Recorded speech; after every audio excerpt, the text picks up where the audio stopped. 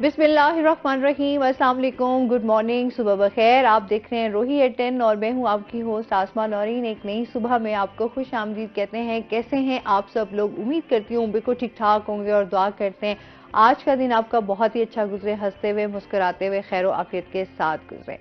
नाजरीन, आज वेडनेसडे और आपको पता है कि रमज़ान बिल्कुल करीब आ रहा है, तो उसकी तैयारियां जो हैं वो अच्छी खासी स्टार्ट भी हो चुकी हैं। लोग जो है इस हवाले से जो है वो कोशिश भी कर रहे हैं कि ये हमारा रमज़ान जो है वो बहुत अच्छे से गुजरे। और इसके साथ साथ अगर हम बात करें मौसम की, तो मौसम भी जो है इस टाइम अच्छा है और इसके साथ हम उम्मीद भी करते हैं कि पूरा रमज़ान जो है वो इंशाल्लाह अल्लाह की रहमतें होंगी और बरकतें होंगी और हम इसको भरपूर तरीके से इंजॉय भी करेंगे, रोज़े भी रखेंगे, इबादत भी करेंगे। और इसी के साथ साथ हमेशा एक बात करती हूँ, मैं कल एक बड़ी अच्छी बात पढ़ी थी मौलाना रूमी की, कि वो अपने दिल से मुखातिब होकर कह रहे थे कि ए मेरे दिल, अपने आप को किसी से बेहतर मत समझो, हमेशा दूसरों के लिए जो है बुरे ख्यालात जो है वो लेकर नहीं आने, हमेशा लोगों के लिए अच्छा सोचो, लोगों के लिए आपके अंदर जो है हमदर्दी होनी चाहिए, लोगों के लिए जो है आप कुछ आसानियां तकसीम कर सकें।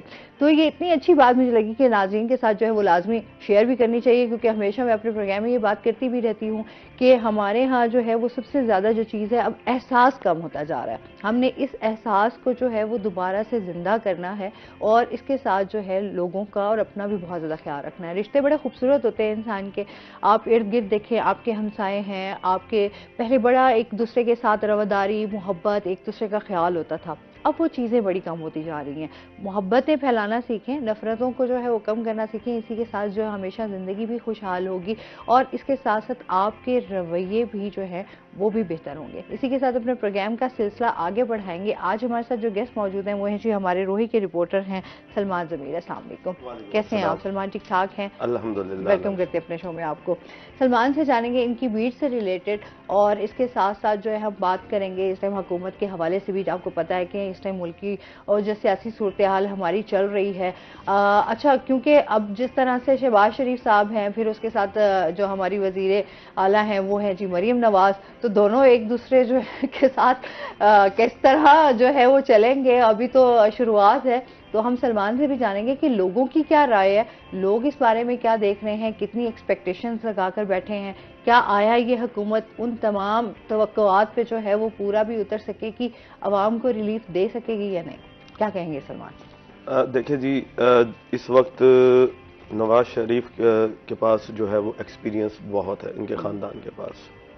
तो लोगों ने मुंतखब किया और वज़ीर आला पहली दफ़ा जो है वो हिस्ट्री ऑफ पाकिस्तान में कि कोई खातून वज़ीर आला जो है वो मुंतखब हुई है, मरीम नवाज साहिबा। तो जब मेरा लोगों के पास जाना हुआ तो उन्होंने पहले तो मिला जुला रुझान देखने को मिला कि जी एक्सपीरियंस्ड है, मगर इन्होंने पाकिस्तान को अभी तक कोई डिलीवर नहीं किया। तो मिक्स सिचुएशंस नज़र आई। मरीम नवाज साहिबा ने अपने मंशूर बयान किया कि मैं 5 साल में क्या कुछ डिलीवर करूंगी।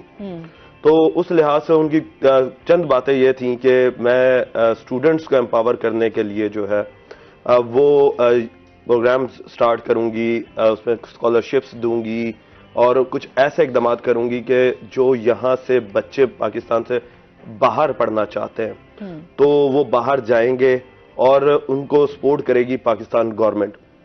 मगर इसी के साथ साथ हमने देखा ये कि जब शहबाज शरीफ वजीर आजम बनते हैं, इनके चाचा जो हैं, तो उन्होंने ऐसा सच कोई चीजें इस तरह की नहीं की। उन्होंने सारा कुछ जोड़ दिया IMF के साथ कि जी हम IMF से जाकर रिक्वेस्ट करेंगे। देखिए जी, इस चीज को इस तरीके से लेंगे कि अगर ये IMF के पास जाते हैं तो IMF तो यही कहेगा कि जी आप अपने जो भी मामलात है उसमें इस्लाहात लेकर आए, उसमें बेहतरी लेकर आए, अपने अखराजात कम करें। अब 16 महीने की इनकी कारकर्दगी जो हमने देखी है उसमें इन्होंने काबीना तो बहुत बड़ी बना ली थी, और जबकि IMF यही चीज ही पीटता था कि यार आप लोग अपनी काबीना जो है वो छोटी करें, अपने अखराजात जो है वो कम करें।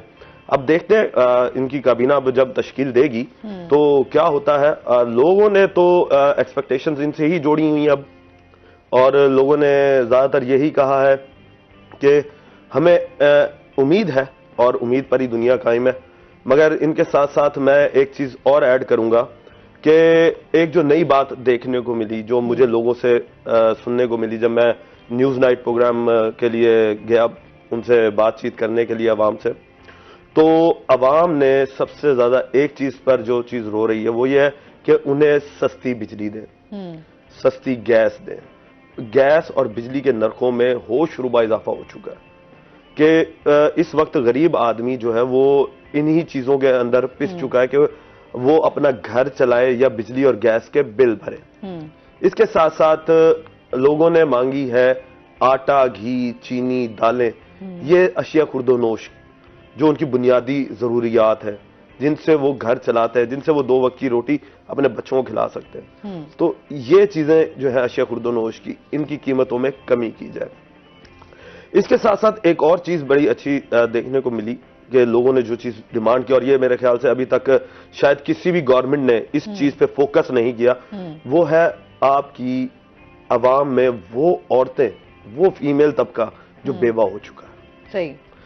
बेवाओं के बारे में अभी तक किसी भी गवर्नमेंट ने कोई भी स्टेप नहीं लिया, और मेरे ख्याल से बेवाओं के लिए कोई ऐसा स्टेप इन्हें लेना चाहिए कि उन जो औरतें बेवा हो चुकी हैं, जिनके सर पर बादशाहत नहीं है, उनका ताज नहीं है, उनका कमाने वाला नहीं है, उनके लिए कफालत करे, क्योंकि यह हुकूमत वक्त की भी जिम्मेदारी है कि आप उन लोगों को की कफालत करें जो मजबूर हैं। अब औरत जो है अगर वो पढ़ी लिखी नहीं है और उसका खामिंद कमाने वाला एक ही फर्द है, बच्चे हैं, और वो फौत हो जाता है, तो वो क्या करेगी? बिल्कुल ऐसे ही है। अच्छा, इस पर मजीद भी हम बात करते हैं नाज़रीन। चलते हैं अपने सेगमेंट की तरफ। आज के भाव, शकील सुल्तान हमारे साथ मौजूद हैं। शकील से जानते हैं आज मार्केट में सब्जियों फलों के क्या रेट्स हैं। शहर में महंगाई का जिन बेकाबू नजर आने लगा है, क्योंकि माह रमजान की आमद है और गुज़िश्ता एक हफ्ता में सब्जियां, फल, चिकन और अंडे की कीमतों में जो है काफ़ी इजाफा देखा गया। खास तौर पर सब्जी और फल जो है वो आम शहरी की पहुंच से कोसों दूर जाते नजर आ रहे हैं। आज के ताज़ा भाव की बात करें तो चाइना लहसुन और थाईलैंड अदरक दोबारा से 6 सेंचुरियां मुकम्मल कर चुके हैं। इससे पहले ये 480 में भी फरोख्त होने लगे थे, और लेकिन इनकी जो सरकारी कीमत है वो कुछ हो रही है और उस पर अमल दरामद भी देखने को नहीं मिलता। थाईलैंड अदरक 480 और चाइना लहसुन 524 पर मुकर्रर किया गया है। और इसके साथ अगर दीगर सब्जियों की बात करें, सुहांजना और भिंडी 320 रुपये फी किलो में फरोख्त हो रहे हैं। देसी प्याज और हरी मिर्च इनकी कीमतों को पर लग चुके हैं, पहले भी महंगी हुई हैं, आज फिर इनकी कीमत में 40 रुपये का एक बड़ा इजाफा देखने को मिला है। दोनों की जो मार्केट की कीमत है वो 280 रुपये फी किलो हो गई है, जबकि इनकी सरकारी कीमत की बात करें जिसमें हरी मिर्च 238 और प्याज 216 रुपये किलो मुकर्रर किया गया है। सरकारी कीमतें और मार्केट की कीमतें दोनों ही दौड़ में लग गई हैं, और आम शहरी जो है वो इनसे परेशान हो गया है, क्योंकि सब्ज मिसाला जात हैं, रोज़ाना का इस्तेमाल है, लेकिन इनका महंगा होना जो है वो आम शहरी के लिए काफ़ी दर्द सर बन चुका है। आलू भी महंगा हो गया है। आलू की सरकारी कीमत 58 हो गई, इससे पहले 44 तक रहती थी, और 58 रुपये होने से मार्केट में 80 रुपये फी किलो फरोख्त आलू होने लगेगा। इसके साथ अगर फलों की बात करें तो अंगूर की बड़ी छलांगें लगने लग गई हैं। अंगूर मार्केट में नायाब नजर आता है, अगर कहीं है भी सही तो 1200 रुपये फी किलो फरोख्त हो रहा है। इससे पहले 800 भी था, और मौसम में जब इसका मौसम चल रहा था तो 400 में भी मिल रहा था। अब चूंकि ये शॉर्ट है और इसकी कीमत जो है वो 1200 रुपये फी किलो तक पहुंच गई है। इसके साथ स्ट्रॉबेरी की बात करें तो सरकारी कीमत 568 और मार्केट में 600 रुपये फी किलो फरोख्त हो रही है। इन दिनों स्ट्रॉबेरी की कीमत कम होनी थी, लेकिन स्ट्रॉबेरी की कीमत जो है वो बढ़ने लगी है। अनार की सरकारी कीमत जो है वो 428 है और मार्केट में 500 रुपये फी किलो फरोख्त हो रहा है। खजूर माह रमज़ान में बहुत ज़्यादा इस्तेमाल होती है, रोज़ाना का, हर शहरी का, हर रोज़ेदार का इस्तेमाल है, लेकिन हर साल की तरह इस साल भी खजूर काफ़ी महंगे दामों दस्याब है। कम से कम 600, ज़्यादा से ज़्यादा 800 रुपये फी किलो खजूर जो है वो फरोख्त हो रही है। केले की कीमत भी बढ़ने लगी है। सरकारी कीमत केले की 214 रुपये फी दर्जन हो गई है, मार्केट में 260 रुपये फी दर्जन जो है वो केला फरोख्त होने लगा है। अमरूद और माल्टे 120 से 160 रुपये फी किलो, खरबूजे भी 120 से 240 रुपये फी किलो के हिसाब से फरोख्त हो रहे हैं। तो इन दिनों सब्जियां और फल दोनों की सरकारी और मार्केट की कीमतें जो हैं वो काफ़ी बढ़ रही हैं, और इसमें फलों में क्वालिटी के हिसाब से भी कीमतें जो हैं वो मुख्तलिफ देखने को मिलती हैं। और इस हवाले से अभी मुल्तान शहर में कोई इंतजाम देखने को नहीं मिल रहे खुद साख्ता महंगाई को रोकने के लिए। खुद साख्ता महंगाई क्या रोकेंगी, अब तो हुकूमती सतह पर भी महंगाई की जा रही है, तो शहरी क्या मुतालबा करे, क्या फरियाद करे। इसी तरह अगर चिकन और अंडे की मार्केट का विजिट किया जाए तो चिकन जो है वो फी किलो 555 रुपये मुकर्रर की गई है, जबकि अंडे जो हैं वो फी दर्जन 245 रुपये मुकर्रर किए गए हैं। अंडे की कीमत तो पहले से काफ़ी कम हो गई है, क्योंकि अंडा 400 क्रॉस कर चुका था मौसम सरमा में, या मौसम गर्मा में अंडे की कीमत जो है वो काफ़ी कमी आ चुकी है। आम मार्केट में भी सरकारी रेट पर मिल रहा है, जबकि चिकन जो है वो उसकी कीमत पहले 600 भी क्रॉस की, अब 555 है। अभी भी कीमत जो है वो आम शहरियों से जब हमारी बात होती है तो उनका यही कहना है कि चिकन खाना जो है वो हमारा ख्वाब बनता जा रहा है। तो इन दिनों आम शहरियों का ज़िले इंतज़ामिया से हुकूमत पंजाब से मुतालबा है कि कीमतों को कम करें, बढ़ती महंगाई को रोकें। माह रमज़ान करीब आ चुका है और ताकि आम शहरियों के लिए ये महीना गुजारना भी आसान हो सके, क्योंकि ख़ास तौर पर अब फल और सब्ज़ मिसाला जात जो हैं वो बहुत महंगे हो चुके हैं। माफिया के हाथों जो है वो आम शहरी लुट रहा है। हुकूमत पंजाब से शहरियों की यही अपील है कि इस बढ़ती महंगाई को फौरी लगाम डाली जाए। जी, बहुत शुक्रिया शकील सुल्तान। और इसके साथ ही हमें ज्वाइन किया है डॉक्टर मुनीर शाह हमारे साथ मौजूद हैं। अस्सलाम वालेकुम, कैसे हैं आप? ठीक ठाक हैं? वेलकम करते हैं अपने शो में आपको। स्टैटिक फिजिशियन है, आज इनसे हम बात करने जा रहे हैं। एक तो हेयर के हवाले से भी बात होगी और इसके साथ साथ स्किन के हवाले से भी बात होगी। अच्छा, हेयर ट्रांसप्लांट के हवाले से हम बात करेंगे थोड़ा सा। हेयर PRP जो ट्रीटमेंट सब जिद्दत आती जा रही है, उसी तरीके से ट्रीटमेंट्स भी जो हैं उनमें भी जिद्दत आ गई है। तो उस हवाले से भी इनसे जानेंगे कि क्या क्या नई चीज़ें आई हैं हेयर के हवाले से, स्किन के हवाले से। और सबसे पहले तो स्किन के हवाले से जान लेते हैं ना, क्योंकि जब भी मौसम चेंज हो रहा होता है तो मौसम चेंज होने के साथ साथ जो है आपको स्किन के हवाले से भी बड़े मसाइल रहते हैं। डॉक्टर साहब, क्या हाल चाल है? सर, इसके बारे में आप क्या कहना चाहेंगे? बिल्कुल ठीक। मौसम जैसे ही चेंज होता है तो ज़ाहिर है उससे स्किन में आपकी चेंजेस आती हैं और आपकी उससे पर्सनैलिटी बहुत ही मुतासर होती है। गर्मियों में तो ये है कि आपको पसीना ज़्यादा आता है और आपके स्किन के जो पोर्स हैं वो खुलने शुरू हो जाते हैं। उसके अलावा फिर धूप जो है उस पर बड़ा असर डालती है। धूप से बेशक उससे विटामिन डी तो हमें बहुत ही मिलता है और मेरा ख्याल है कि मुल्तान में विटामिन डी कुछ एक्स्ट्रा मिल जाता है लेकिन ये फिर सर्दियों के फिर अपने मसाइल हैं। उसमें फिर ज़्यादा ठंड की वजह से फिर डिहाइड्रेशन भी उसमें होने का चांस होता है, क्योंकि लोग पानी वैसे बहुत कम शुरू कर देते हैं। हालांकि सर्दियों में भी आपको पानी पीना चाहिए तो आप स्किन आपकी हेल्दी रहे। अच्छा, खुद हमारी अपनी रूटीन इस तरह की होती है कि सर्दियों में पानी बहुत कम पिया जाता है। जी जी बिल्कुल। हालांकि हाइड्रेशन आपको बहुत ही ज़्यादा ज़रूरी है और प्रॉपर हाइड्रेशन चाहिए, कि उससे आपकी स्किन हेल्दी रहती है और सारा आपका सिस्टम जो है बॉडी के वो प्रॉपर काम करते हैं। लेकिन इस पर हम आमतौर पर ना तवज्जो कम करते हैं। गर्मियों में तो हम पानी ज़्यादा पीते हैं, हालांकि जितना हम पीते हैं उससे भी ज़्यादा रिक्वायरमेंट है हमारी। तकरीबन 3-4 लीटर कम से कम होना चाहिए रोज़ का। और सर्दियों में भी हमें प्यास ना भी लगे फिर भी पानी पीना चाहिए, ताकि हमें प्रॉपर ज़बरदस्ती पानी पीना चाहिए ताकि हमारी एक किस्म की बॉडी की न्यूट्रिशन है। इस तरह आप इसको अगर देखें तो उससे फिर आपकी स्किन हेल्दी रहती है और आपके चेहरे पे एक खास ग्लो रहती है, फ्रेश नजर आते हैं। लेकिन झुर्रियाँ फिर पड़ना शुरू हो जाती हैं, वो सबसे बड़ी वजह ये डिहाइड्रेशन है। अच्छा, अभी जो हम देखते हैं ना करंट जो चल रहा है वो हेयर के साथ साथ जो स्किन के मसाइल आ रहे हैं उसमें यही आता है कि मोस्टली हमारे जो है अभी बहुत बच्चियां जो है वो कॉलेज जा रही होती हैं लेकिन उनकी स्किन इतनी ख़राब हुई होती है। अच्छा, झुर्रियाँ अभी से जो है वो पड़ना शुरू हो गए हैं, उसके साथ साथ जो है पैचेस पड़ना स्टार्ट हो जाते हैं, उसकी वजह से स्किन बड़ी डल होती है, अजीब सी लगती है। एयर क्वालिटी इंडेक्स एक चीज़ होती है कि एयर कितनी आपकी हेल्दी है। तो अक्सर हम देखते हैं कि एयर क्वालिटी इंडेक्स जो मुल्तान का है वो पता लगता है कि 180 है, 200 है, फिर 300 तक पहुंच गया है, यहाँ तक और मुल्तान कभी कभी पहले नंबर पे आ जाता है। और ये सारा एक अलार्मिंग और डेंजरस सिचुएशन। अच्छा, इस पर मजीद बात करते हैं नाज़रीन, अभी हमने जाना ब्रेक पे, हमारे साथ रहिएगा।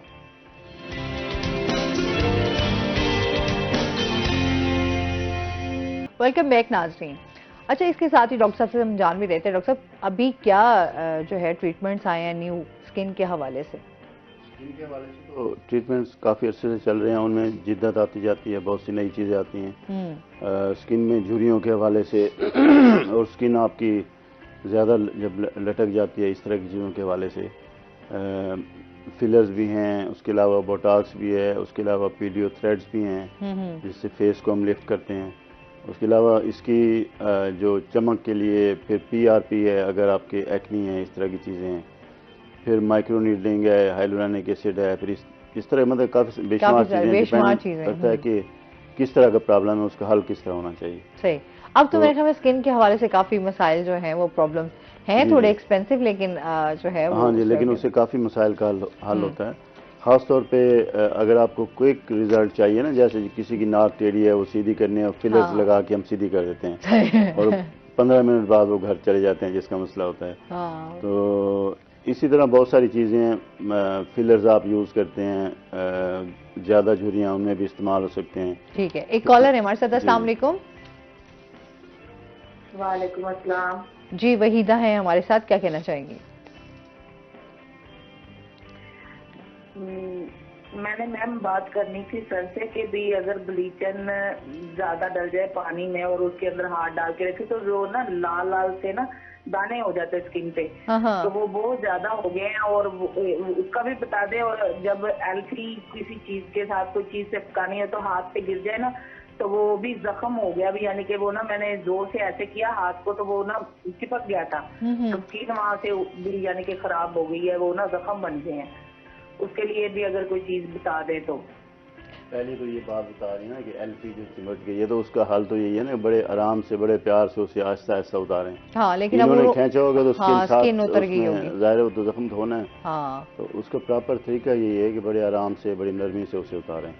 और दूसरा जो ब्लीचिंग का कह रही हैं, कोई एसिड हो या इस तरह की चीज़ हो तो उससे स्किन की इरोजन्स हो जाती हैं। और बाद लोगों को वैसे एलर्जी भी होती है, अगर थोड़ी मिकदार में भी लगे तो उनको एलर्जी होती है।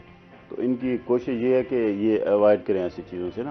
अगर ज़्यादा ही बहुत ही मसाइल हैं कि इससे छुटकारा नहीं हो सकता, फिर वो ग्लव्स आजकल मिल रहे हैं, मतलब हर मेडिकल हॉल से मिल जाते हैं, तो उसको पहन के फिर ये काम करें। हाँ। अगर अपनी स्किन को बचाना चाहती हैं। अच्छा, वैसे ही हो जाता है, मतलब कपड़े धोएं, आपकी स्किन थोड़ी सी भी सेंसिटिव हो तो सुर्ख से दाने जो हैं वो आ जाते हैं।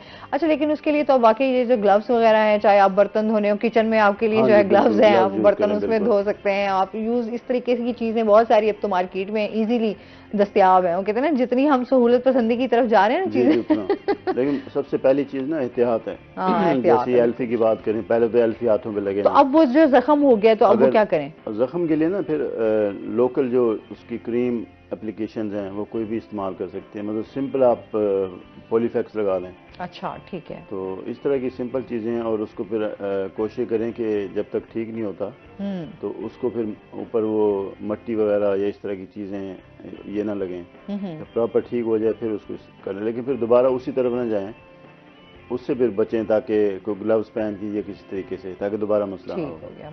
ठीक है। अच्छा जी, इसके साथ साथ बहुत शुक्रिया, हमारे साथ कॉल पे ही थी। इसके साथ ही अभी हम बात करते हैं सलमान से। सलमान, हम वजीर आजम शहबाज शरीफ के इकदामात के हवाले से बात कर रहे थे जी, उसको कंप्लीट करते हैं। देखिए जी, हम बात कर रहे थे कि एक तो जो चीज़ नई हमें देखने को मिली वो बेवाओं के लिए, हाँ जी, बेवाओं के लिए ना करना चाहिए। वो इसलिए कि हुकूमत वक्त की जिम्मेदारी बनती है कि कफालत जो है वो इस तरह के लोगों की वो हुकूमत वक्त जो है वो उनको पूरा करके दे। इसके साथ साथ लोगों ने ना ये भी चीज़ कही कि लोग चाहते हैं कि उनका वजीर आजम वो हो जो कि हमसे किए गए वादे जो है ना वो पूरे करें। और होना भी यही चाहिए कि वादे जो है, अगर आप जिस चीज के लिए वोट ले रहे हैं उस चीज को आप पूरा तो करके देना, जो आपने लोगों से वादे किए, जो आपने जिस वजह से लोगों ने आपको वोट दिया। लोग वोट क्यों देते हैं? लोग वोट इस वजह से देते हैं कि हमारे लिए कोई आसानियां पैदा करे, अवाम के लिए कोई जो उनकी डिमांड्स है वो पूरी की जाए।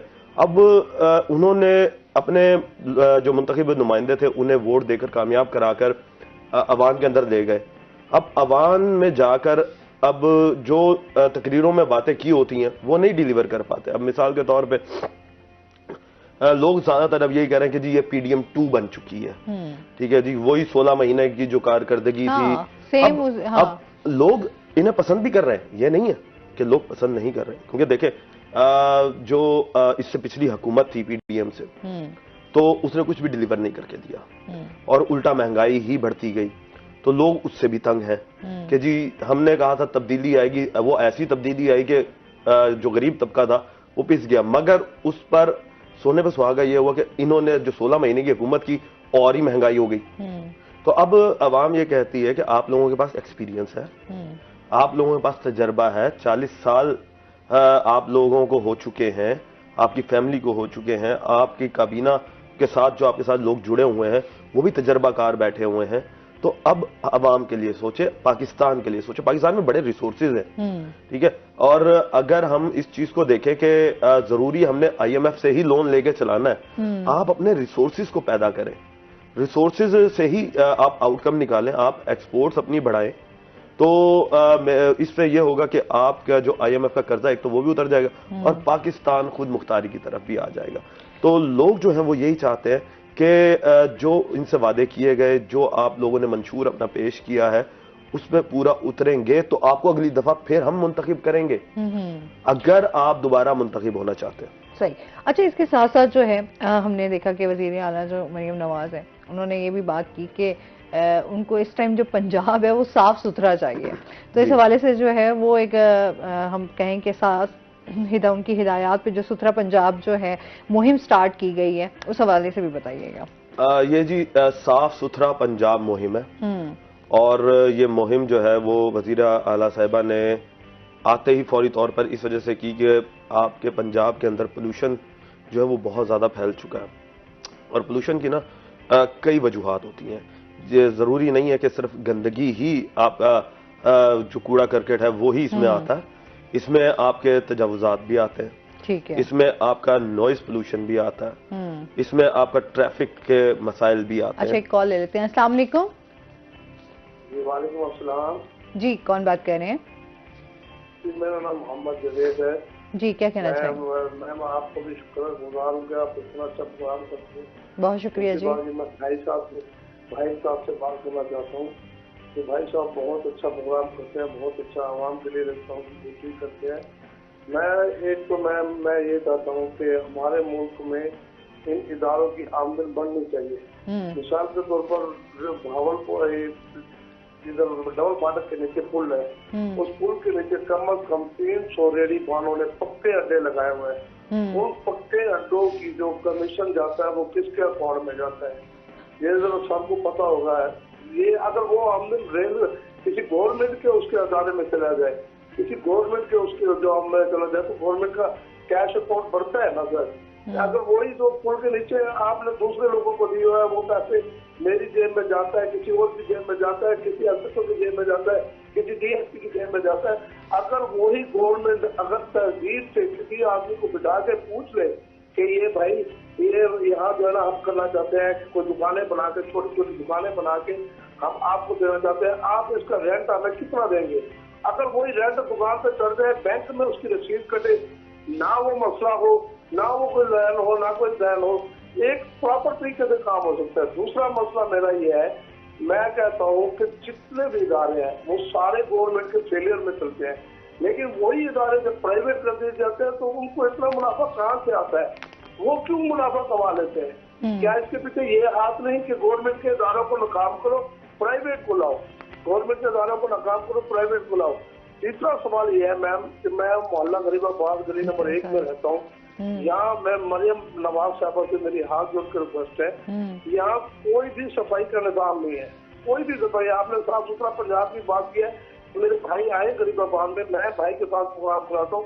एक आदमी है गूंगा, एक आदमी जिसको तकरीबन 2400 घर दिए हुए घरों से कचरा उठाने के लिए। मैंने उसकी शिकायत की, मैंने जब शिकायत की तो उसको नौकरी से हटा दिया। वो बीवी बच्चों से मैं मेरे पास आ गया, कह रहे भाई मैं एक आदमी 2400 घरों से कचरा उठाता हूँ, मुझे बताओ ये इनके जिम्मे लगे हुए हैं तकरीबन 40 से 45 आदमी, 50 आदमियों की तनख्वाह वो खाते हैं, सिर्फ एक आदमी को वो पूरे गरीबाबाद को कचरा उठाने के लिए इस्तेमाल करते हैं। मुझे बताएं कहाँ इंसाफ आएगा, कहाँ सफाई होगी, कहाँ वो सारा काम होगा, मेरा ये क्वेश्चन है। ठीक है जी, बहुत शुक्रिया कॉल करने का। वही ना कि लोगों के इतने मसाइल हैं, इतनी परेशानियां हैं कि अब अगर जिस तरह से उन्होंने एक मुहिम स्टार्ट की है तो ये तो अब मैं समझती हूँ मुल्तान का जो हाल हुआ है इस टाइम तो वो तो बहुत बुरा हाल हुआ है।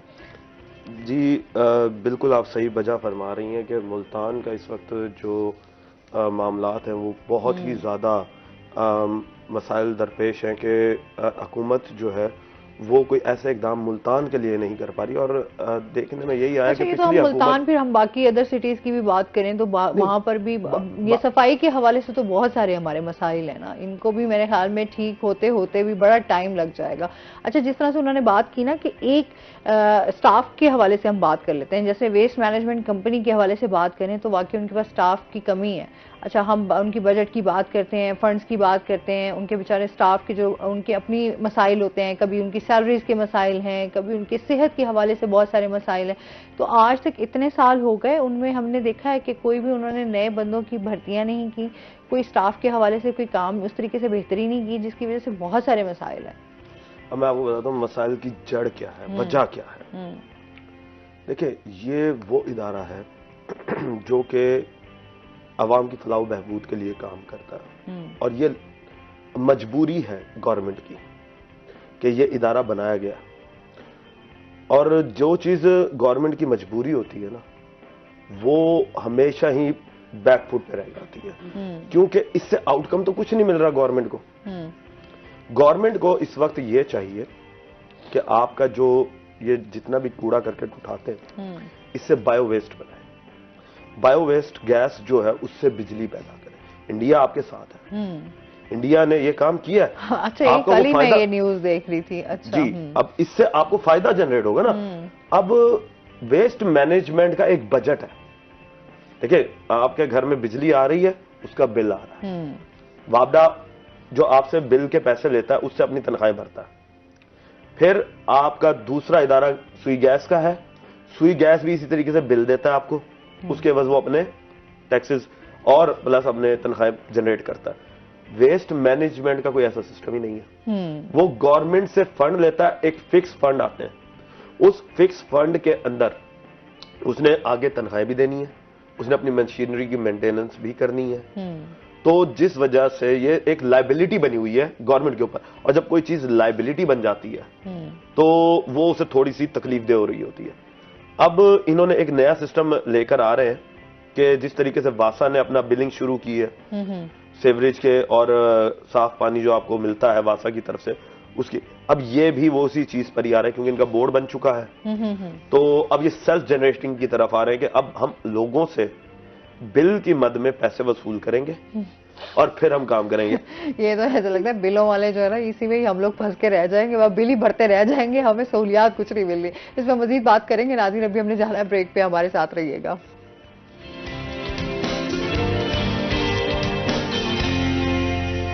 वेलकम बैक नाज़रीन। अच्छा जी, इसके साथ साथ जो है हम बात कर रहे थे एक तो सफाई के हवाले से, और उसके साथ जो है डॉक्टर साहब से बात करेंगे हेयर ट्रांसप्लांट के हवाले से। जो है डॉक्टर साहब बताइएगा इस टाइम क्या ट्रीटमेंट आया है न्यू?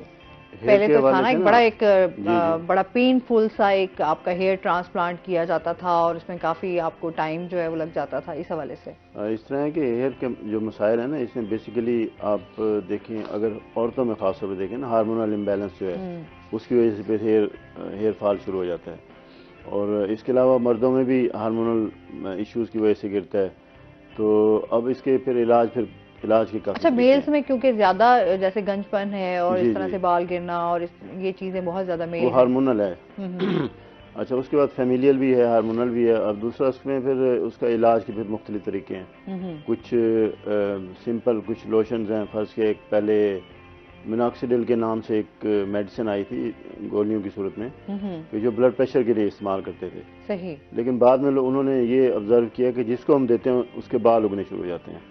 फिर उन्होंने वो उसकी इंडिकेशन ख़त्म कर दी, उनको लोशन की सूरत में इंट्रोड्यूस कराया। और उससे फिर लोगों के बाल बेहतर होना शुरू हो गए, बाल स्ट्रांग होना शुरू हो गए। सही। तो उसके बाद फिर अगला जो तरीका है वो है PRP का, कि आपका ब्लड लेके उसमें से ग्रोथ फैक्टर्स निकाल के उस जगह इंजेक्ट करते हैं। अच्छा, ये इसकी बड़ा थोड़ा सा पेनफुल तो है, लेकिन इसमें ये कहते हैं कि इसका रिजल्ट अच्छा है। इसमें नमिंग क्रीम पहले लगा देते हैं ताकि आपको पेन ना हो, लेकिन इसकी अगर आप 4 सेशन कराए ना तो उसका बहुत अच्छा रिजल्ट है। अच्छा। और अच्छा, कुछ लोगों के तो बिल्कुल जिस तरह से एक तो होता है ना, जैसे कम बाल हो तो उसमें आप 4-5 सेशन ले लें, अगर बिल्कुल ही बाल ना हो सर पर, बिल्कुल बाल ना हो, लेकिन ये जरूरी है कि उस जगह पहले बाल थे। अगर हेयर फॉलिकल उनकी जड़ में भी कुछ ना हो तो फिर तो कुछ नहीं हो सकता। हाँ, सही। तो उसमें फिर इसके बड़े अच्छे रिजल्ट है PRP के। अच्छा। उसके बाद आखिरी स्टेज है फिर हेयर ट्रांसप्लांट है, वो फिर थोड़ा सा फिर पेनफुल है और थोड़ा लंबा प्रोसीजर है। तो उससे फिर लोगों को काफी फायदा होता है अगर उसको एसेप्टिक तरीके से किया जाए, बाद में कोई अच्छा, उससे तो थोड़ा सर्जरी की जाती है आपकी जो है बाल जो है। हाँ जी, एक साइड से वो उतार के पूरी स्किन की स्ट्रिप बालों में, तो वो फिर दोबारा उसको ऊपर ट्रांसप्लांट कर देते हैं जिस जगह पे बाल नहीं होते। या फिर हेयर फॉलिकल्स सारे निकाल के एक स्पेशल मशीन होती है, उससे वो एक्सट्रैक्ट करके फिर उसको मुख्तलिफ जगहों पे उनको लगा देते हैं, ट्रांसप्लांट कर देते हैं।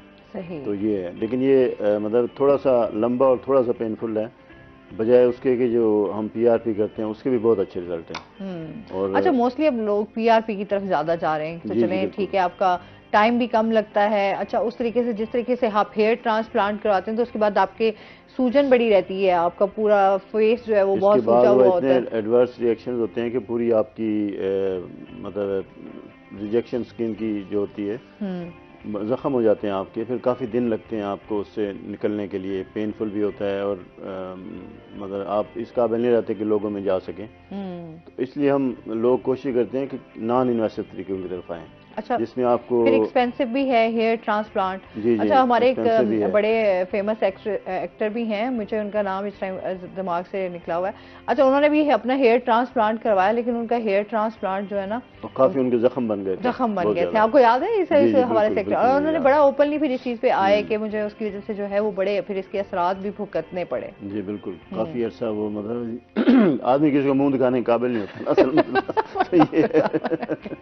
अच्छा, जाहिर सी बात है, इंसान अपनी तरफ से ये कोशिश कर रहा होता है कि चलें जी, आपके जाहिर सी बात है आपकी शख्सियत पे बड़ा असरअंदाज होते हैं, आपके हेयर अच्छे हों तो चाहे मेल हो चाहे फीमेल हो, तो जाहिर सी बात है आपकी शख्सियत का ना एक बड़ा सामने एक उसमें देखना होता है कि आपने कितने खूबसूरत नजर आ रहे हैं, कितने हैंडसम नजर आ रहे हैं, तो उसके लिए जो है इंसान कोशिश भी करता रहता है। अब तो पहले तो खवातीन अपनी खूबसूरती का ख्याल रखती थी, अब तो मर्द हजरात भी जो है ना अपनी खूबसूरती का बड़ा ख्याल रखते हैं, अपनी खूबसूरती का ख्याल रखते हैं और बालों पे खास तवज्जो करते हैं।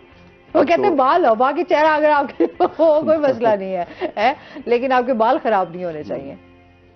जी बिल्कुल ऐसे ही है। ऐसे ही ना डॉक्टर साहब? बिल्कुल बिल्कुल ऐसे ही। अच्छा, आपके पास भी कोई इस तरह का मुश्किल केस आया हो डॉक्टर साहब जिसमें हेयर के हवाले से? हेयर के हवाले से आमतौर पे ना पीआरपी के रिजल्ट बहुत अच्छे हैं जितने मैंने किए हैं, तो वो उससे ये है कि वो मुतमईन जाते हैं पेशेंट के हमें इसके रिजल्ट अच्छे मिले हैं। 4 सेशन अगर फर्ज किए हो जाते हैं उसके रिजल्ट अच्छा आता है, फिर कभी अगर जरूरत पड़ती है बाद में, तो इसमें टोटल इस तरह समझ लें कि 1 घंटा टोटल टाइम लग जाता है। टोटल 1 घंटा पहले नमिंग क्रीम लगा के फिर वो प्रिपेयर करके ब्लड का सैंपल उसमें से वो निकाल के ग्रोथ फैक्टर, 1 घंटे आप टोटल आपका लगता है जिसमें आपका काम होता है। और उसमें रिजल्ट भी बड़े अच्छे हैं। उसमें एलर्जी का हर महीने बाद ही फिर वो आपको सेशन लेना पड़ता है? हाँ जी, हर महीने बाद। एलर्जी का भी कोई खतरा नहीं, क्योंकि आप ही का ब्लड है और उसमें से ही हम ग्रोथ फैक्टर निकाल रहे हैं, कोई बाहर की चीज़ नहीं आ रही। तो इसलिए फिर इसमें इस तरह की जो जैसे वो जख्म बनते हैं इस तरह के मसाइल, तो वो इसमें नहीं आ सकते। सही, उस हिसाब से फिर बेहतर है। ठीक है। उसमें फिर कोई आपको मेडिसिन वगैरह भी खानी पड़ती हैं या? उसमें मेडिसिन तो कोई ज़रूरत नहीं है खाने की। अच्छा। ज़्यादा खुद यही काफ़ी है इलाज। ठीक हो गया। अच्छा, मजीद भी आपसे जानते हैं, इसके साथ ही जो है वेस्ट मैनेजमेंट के हवाले से हम बात कर रहे थे। सलमान, अभी क्या सूरत हाल चल रही है कि इसमें बेहतरी लाई जा रही है? जिस तरह आप बिलों का कह रहे हैं कि बिल आ जाएंगे तो ये तो फिर लोगों के लिए और मुश्किलात बढ़ जाएंगी, और वो भी फिर मेरे ख्याल में बिल कहीं फिक्स ही आएगा वो भी। जी जो इन्होंने मेरी जो इनके तर्जुमान से बात हुई थी, तो तर्जुमान मुझे यही बता रहे थे कि अभी इनिशियल स्टेजेस में ना हम 100 रुपए का बिल जो है ना वो स्टार्ट करेंगे पर दुकान। अच्छा। और इसी तरीके से जिस तरीके से एक स्लैब बिल बन चुके हैं ना, ये अब आहिस्ता आहिस्ता आप देखेंगे ये तमाम डिपार्टमेंट्स जो है ना ये स्लैब बिलिंग की तरफ जा रहे हैं। स्लैब बिलिंग्स ये होती हैं कि आपका जितना बड़ा एरिया उसको एक फिक्स कर दिया, या आपके जितनी कंजम्पशन उसके एक रेट फिक्स कर दिया। मिसाल के तौर पे आपने अब जिस तरीके से सुई गैस का स्लैब बिल का सिस्टम शुरू हो चुका है कि पहले 200 यूनिट आप इस्तेमाल करेंगे तो फिक्स इतना बिल आएगा, कोई रेट नहीं है, कोई कुछ नहीं है, चाहे आपका घर 10 कनाल का है, चाहे आपका घर 2 मरले का है, आपने इतना सुई गैस का यूनिट्स इस्तेमाल किए, इतना हो गया।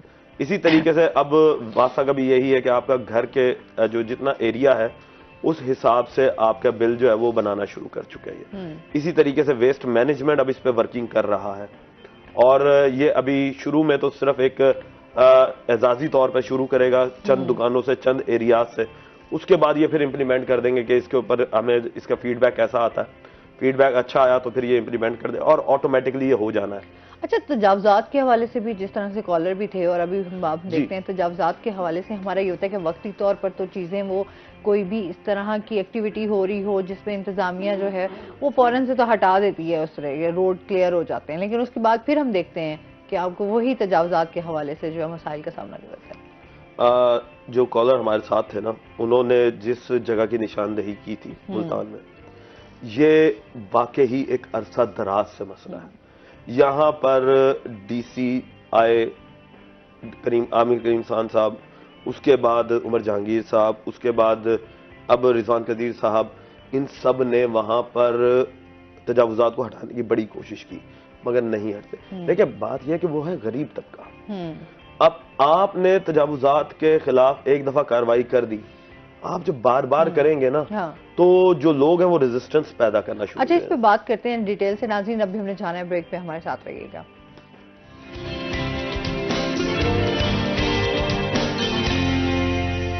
वेलकम बैक नाज़रीन, हम बात कर रहे थे इसके हवाले से वेस्ट मैनेजमेंट की और साथ साथ जो है हमारे इस टाइम जो तजावुज़ात के हवाले से मसाइल हैं उस पर। जी सलमान। तो अब ये होता है कि ये गरीब लोग जो है ना वो बेचारे जाएं किधर, ये हुकूमत वक्त की जिम्मेदारी बनती है। यही चीज ही मैंने लोगों से जब डिस्कशन की, न्यूज नाइट जिस तरीके से मुझे प्रोग्राम मिला एज एंकर, तो जब मैं लोगों के पास गया उन्होंने हमें यही चीज ही बताई कि जी आप आते हैं, इंतजामिया आती है, यहां से गरीबों का जो है वो लेकर सामान चली जाती है, गरीब जाके फिर कमाएगा किधर।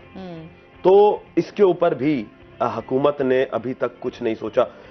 वजीर आजम और वजीर आला साहिबा जो है वो जहां पर और चीजें अपने मंशूर में डाल रहे हैं, तो इन चीजों को भी अपने मंशूर में साथ जोड़ें कि गरीब आदमी को, गरीब आवाम को कमाने के मौके फराहम किए जाएं और कोई एक ऐसी सेपरेट जगह दी जाए जहां पर ये लोग खड़े होकर अपनी कमाई कर सकें।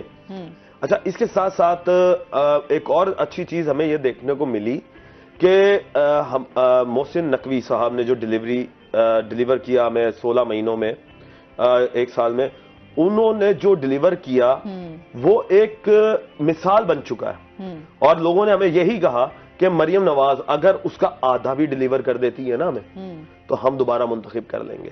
तो ये एक बड़ा चैलेंजिंग सिचुएशन है इनके लिए, क्योंकि उन्होंने इतने कम वक्त में बहुत सारी उनकी एक्टिविटीज रहीं और जिस तरह से उन्होंने सेहत के मसाइल को देखा, उन्होंने लोगों के मसाइलों को देखा कि क्या क्या चीज़ें बेहतर होने की ज़रूरत है, उन्होंने जितना वो अपनी एफर्ट्स पुट कर सकते थे उन्होंने किए हैं और उनकी नज़र भी आई हैं। तो मेरे ख्याल में वो एक मिसाल इसलिए बने कि लोग जो हैं अगर जो भी हुकूमत आए तो कम से कम वो उनको देखते हुए उनको फॉलो कर सके। हमारे यहाँ थोड़ा सा ये मसला है कि अगर कोई अच्छा काम कर रहा होता है ना तो हम लोग, हमारी जो नई हुकूमत आती है ना वो थोड़ा यू टर्न ले लेती है, जी। वो थोड़ा उसके ऑपोजिट चलने लग जाती है। लेकिन जाहिर सी बात है ये लोगों के मसाइल हैं, लोग रिलीफ चाह रहे होते हैं, तो जो अच्छा काम करके जाता है लोग उसको याद रखते हैं। तो मोहसिन नकवी साहब जो है वो एक अच्छी मिसाल बने और उनके जो अच्छे काम है हॉस्पिटल्स के हवाले से, डॉक्टर्स के हवाले से, तो वो आज भी लोगों के दिलों में जो है वो बहुत सारी उनके लिए दुआएं भी हैं और उनके लिए लेकर उनको याद भी किया हुआ है कि वो काफ़ी अच्छे काम करके गए हैं। अच्छा, इसके साथ साथ नाजरीन आपको बता दें कि MUJ इंतखाबात हुए जिसमें हमारे रोही के चीफ कैमरामैन मुजाहिद सुल्तान जो हैं वो 112 वोट लेकर कामयाब हुए और इस टाइम वो नायब सदर मुंतखब हो चुके हैं। तो हमारी तरफ से, पूरी रोही टीम की तरफ से बहुत बहुत मुबारक हो मुजाहिद साहब, और मिठाई तैयार रखें। हम जैसे ही स्टूडियो से बाहर निकलेंगे ना तो मुजाहिद साहब आपसे मिठाई खाएंगे। वो एक अलग बात है कि पता नहीं आपने मिठाई लेकर रखी हुई है या खाली हमसे जो है ना आपने मुबारकबाद ले ली है। तो हम बहुत दिल से आपको विश भी करते हैं और उसके साथ बीइंग रोही टीम मेंबर मुबारकबाद हम सब आपको मुजाहिद साहब कामयाबी पर मुबारकबाद पेश करते हैं। और जिस तरह आसमा ने कहा है कि मिठाई जो है वो फिर तैयार रखी है। हाँ वो हम लाजमी खाएंगे आपसे। अच्छा जी, इसके साथ साथ जो है हम बात कर रहे थे डॉक्टर साहब से। डॉक्टर साहब, अभी जिस तरह से हेयर के हवाले से आपने बताया PRP है, अच्छा इसके साथ साथ जो है स्किन के हवाले से भी बताइए जो बहुत बेहतरीन हो, जिसका रिजल्ट बहुत अच्छा हो, ख़वातीन के हवाले से भी, और अब तो खैर मेल भी आ रहे हैं, आपको पता है कि जिसमें हाइड्रोफेशियल भी हैं और स्किन के हवाले से हम लिखते हैं कि काफ़ी चीज़ें आ गई हैं, क्या कहेंगे? इसमें जो सबसे सिंपल है वो तो हाइड्रा फेशियल है, जो आप रूटीन में करवा सकते हैं, हर महीने हो सकता है। अच्छा, लोगों का बड़ा ये कि हाइड्रा से ना आपकी स्किन ऐसे फौरन से जो है आप ना चिट्टा रंग हो जाता है, लोगों के दिमाग में ये है कि हाइड्रा फेशियल कराएंगे चिट्टे हो जाएंगे और उसके बाद जो है आपकी स्किन बड़ी ग्लो करेगी। हालांकि हाइड्रा फेशियल जो है वो जस्ट आपकी स्किन को क्लीन करता है, उसमें से स्किन आपकी क्लीन हो जाती है, उसमें से सारी मिट्टी जो आपके फेस पे पोर्स में पड़ी है वो निकल जाती है। फिर आपका फेस स्किन शाइन कुछ करती है, क्योंकि उसमें पर थोड़ा सा हाइलोनिक एसिड भी उसमें लगाते हैं और कुछ और लिक्विड्स होते हैं, तो उससे भी स्किन आपकी शाइन करना शुरू कर देती है। और एक सिंपल सा प्रोसीजर है हाइड्रा फेशियल ना, जो सबसे सादा है, जो रिपीट कर सकते हैं। फिर इसके अलावा फिर आप फिर माइक्रो नीडलिंग की तरफ आ जाते हैं, फिर उसके बाद फिर PRP की तरफ आ जाते हैं। फिर वैम्पायर फेशियल है, जो PRP का ही एक थोड़ा सा वो है। तो ये इस चीज़ों से सारी आपकी स्किन शाइन करती है और चमकती है। आजकल तो है बड़ी ग्लासी और बड़ी ग्लोइंग स्किन चाहिए हर इंसान को। हाँ जी, बिल्कुल ऐसी है। हाँ डॉक्टर साहब, क्या मैसेज देना चाहेंगे हमारे व्यूअर्स को? मैं ये मैसेज देना चाहूँगा कि खूबसूरत नज़र आने के लिए सबसे बुनियादी चीज़ आपका वज़न है। आपका वज़न अगर मुनासिब होगा तो आप अच्छे नज़र आएंगे, और उसके बाद ये बाकी चीज़ें आ जाती हैं सारी। फिर आपने अपने स्किन पे तवज्जो करनी है, अपने हाइड्रेशन पे तवज्जो करनी है, अपनी प्रॉपर सादा डाइट पे तवज्जो करनी है, क्योंकि जो आप खाएंगे आपके चेहरे पे वही नज़र आएगा। बिल्कुल ऐसे ही है, डाइट का बड़ा वैसे कमाल होता है। सारी झुर्रियाँ और सारी ये चीज़ें आपको इन्हीं अपनी डाइट की वजह से नज़र आएंगी। तो इसलिए सादा और प्रॉपर डाइट रखें, जो न्यूट्रिशन जिसमें पूरी हो, और पानी पिएं ज़्यादा, बस ये दो चीज़ें, और अपने वजन का ख्याल रखें। डॉक्टर साहब बहुत शुक्रिया, आप हमारे शो का हिस्सा बने। सलमान, आपका भी बहुत शुक्रिया। इसके साथ ही नाज़रीन, अभी हमने ब्रेक पे जाना है। जब हम ब्रेक से वापस आएंगे तो हमारे साथ कुछ और गेस्ट मौजूद होंगे, तो हमारे साथ रहिएगा।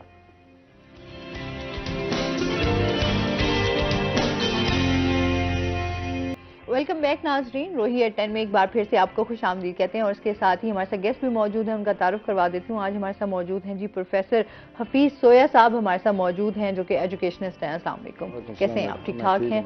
वेलकम करते हैं अपने शो में आपको। अच्छा जी, इसके साथ ही आज जो है सराइकी कल्चर डे मनाया जा रहा है, और उस हवाले से हम बात करेंगे। साथ ही अजरक डे है, तो मेरे ख्याल में हमारे जो प्रोफेसर साहब हैं उन्होंने पहना हुए, मैंने तो कल भी जो है ज़हूर दरेजा साहब आए थे, उन्होंने अजरक पहनाई भी थी। तो आज इस कल्चर के हवाले से जो है हम बात करेंगे हमारा, क्योंकि यहाँ पर बहुत सारी ऐसी चीज़ें हैं जो बड़ी खूबसूरत हैं।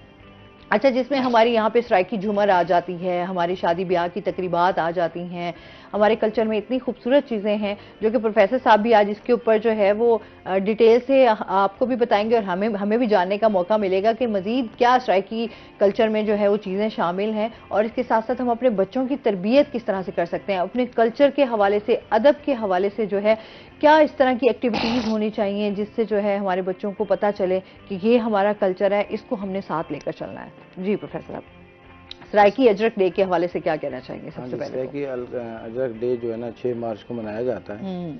असल में कोई भी कौम है जहाँ भी रहती हो, दुनिया के किसी भी खिते में रहती है, उसके कुछ मखसूस काम हैं, उन कामों की वजह से वो उसकी वो सकाफत कहलाते हैं, वो कल्चर कहलाते हैं, वो काम। अब हम चूँकि सराइकी खिते के लोग हैं, हमारी मुख्तलिफ कामों से हमारी पहचान है। हमारी शादी, गमी, रस्म व रिवाज, ये सब अलग अलग हैं। इसमें लिबास है, इसमें खुराक है, इसमें रहन सहन के तरीके हैं, और घरों का स्टाइल है। जैसे हम रोही वाली साइड पे जाएं तो सालें हैं, वो कानों से बनाई जाती हैं, टोबे हैं, इस तरह माड़ियाँ बन गई। अब तो खैर कल्चर चेंज होता है, इंसान फितरी तौर पे ना चेंजिंग चाहता है, तो हर 5 साल में 10 साल में तब्दीली वाक़ई हो रही होती है। उसमें वो हर चीज़ को डैमेज कर रही होती है। जो हमारी पुरानी सकाफत है ना, वो सारी ख़त्म होती जा रही होती है। अगर हम शादियों के कल्चर को देखें तो आप ये देखें कि इसमें झुमेर, ताड़ी, मेहंदी, जागा, और जुत्ती लुकाई, दूध पिलाई, नींदर, और शादी से पहले, शादी 2-4 दिन पहले चारपाइयाँ इकट्ठी करना, सब मोहब्बतों से दे रहे होते हैं। बिस्तरे देना, और कुछ अपने पास मेहमानों को बिठाते हैं, सुलाते हैं, दूसरी लोगों की शादी पे, यानी इतनी उनकी मोहब्बतें होती हैं।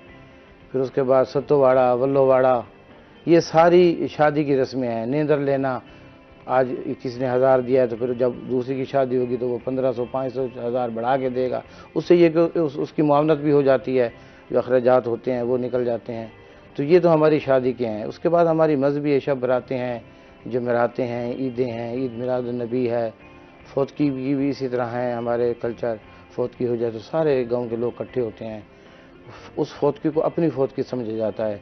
देहातों में तो कब्र खुदाई और कब्र के जो मामलात हैं पैसे पूसे भी नहीं लेते, तो ये बड़ा एक मतलब है। उसके बाद ख़त्म शरीफ करवाना, जमरात करवाना, सारे इकट्ठे हो जाना, यानी एक घर की फौतकी नहीं होती, पूरे गांव की फौतकी होती है। अब भी जो है ना गांव में वो हमारे रस्म रिवाज जिंदा हैं। देहातों में तो ये सारी चीज़ें ख़त्म होती जा, शहर में तो सारी चीज़ें ख़त्म है, लेकिन देहातों ने इसे संभाला हुआ है। तो इसी तरह अगर हम खुराक की तरफ आएँ तो इसमें गंदला का साग, सुहाजना और दूसरी लस्सी, मक्खन, बाजे की रोटी और ये सारी चीज़ें, लसूड़े का इस्तेमाल, उसमें अचार का इस्तेमाल करना, ये सारी हमारी खुराक की वो होती हैं। और रस्म और रहने सहने में जैसे देहातों में तो अब भी नलकों का इस्तेमाल है, नलकों का पानी साफ़ सुथरा समझा जाता है बजाय मोटर से। वैसे बिजली का भी मसाइल है वहाँ पे। और रोही में तो टोबे चल रहे हैं अभी तक, जिससे लोग पानी पीते हैं, जानवरों को भी पानी पिलाते हैं। तो ये सारी हमारी कल्चर का हिस्सा हैं। मैं समझता हूँ अगर जो कौम अपनी कल्चर की शनाख्त रखती है, उसको संभाल के रखती है, इसी से वो जिंदा रहती है कौम। अच्छा, जाहिर सी बात है कि इस सकाफत को हमने अगर ज़िंदा रखना है, उसके साथ साथ चलना है, तो हमें बहुत सारे मामलात, बहुत सारी जिस तरह हमारे जो तालीमी इदारे हैं वो इसमें बड़ा रोल प्ले कर सकते हैं। जैसे आज भी ये जो डे मनाया जा रहा है, ये भी बड़े जोशो खरोश से मनाया जा रहा है। इसमें बहुत सारे लोग जो हैं वो शामिल भी होंगे। फैमिली इवेंट है बेसिकली, कि वो अपने बच्चों को भी साथ लेकर आएँ और उनको बताएँ कि देखेंगे सराइकी कल्चर जो है वो किस तरीके से सेलिब्रेट किया जाता है। तो ये जाहिर सी बात है, तमाम हमारे यहाँ के खूबसूरत रंग हैं, यहाँ पर हमारे आर्ट के हवाले से बहुत ज़्यादा काम है। यहाँ पे बहुत ज़्यादा एक मैं कहती हूँ टैलेंट है। जनूबी पंजाब की अगर बात की जाए ना, तो यहाँ पर बहुत खूबसूरत लोग भी और उसके साथ साथ उनका काम भी। इसमें मजीद भी बात करेंगे। चलते हैं अपने सेगमेंट की तरफ, टुडेज वेदर। हसन मलिक हमारे साथ मौजूद हैं। हसन से जानते हैं आज दिन भर मौसम कैसा रहेगा, क्या सूरत हाल है?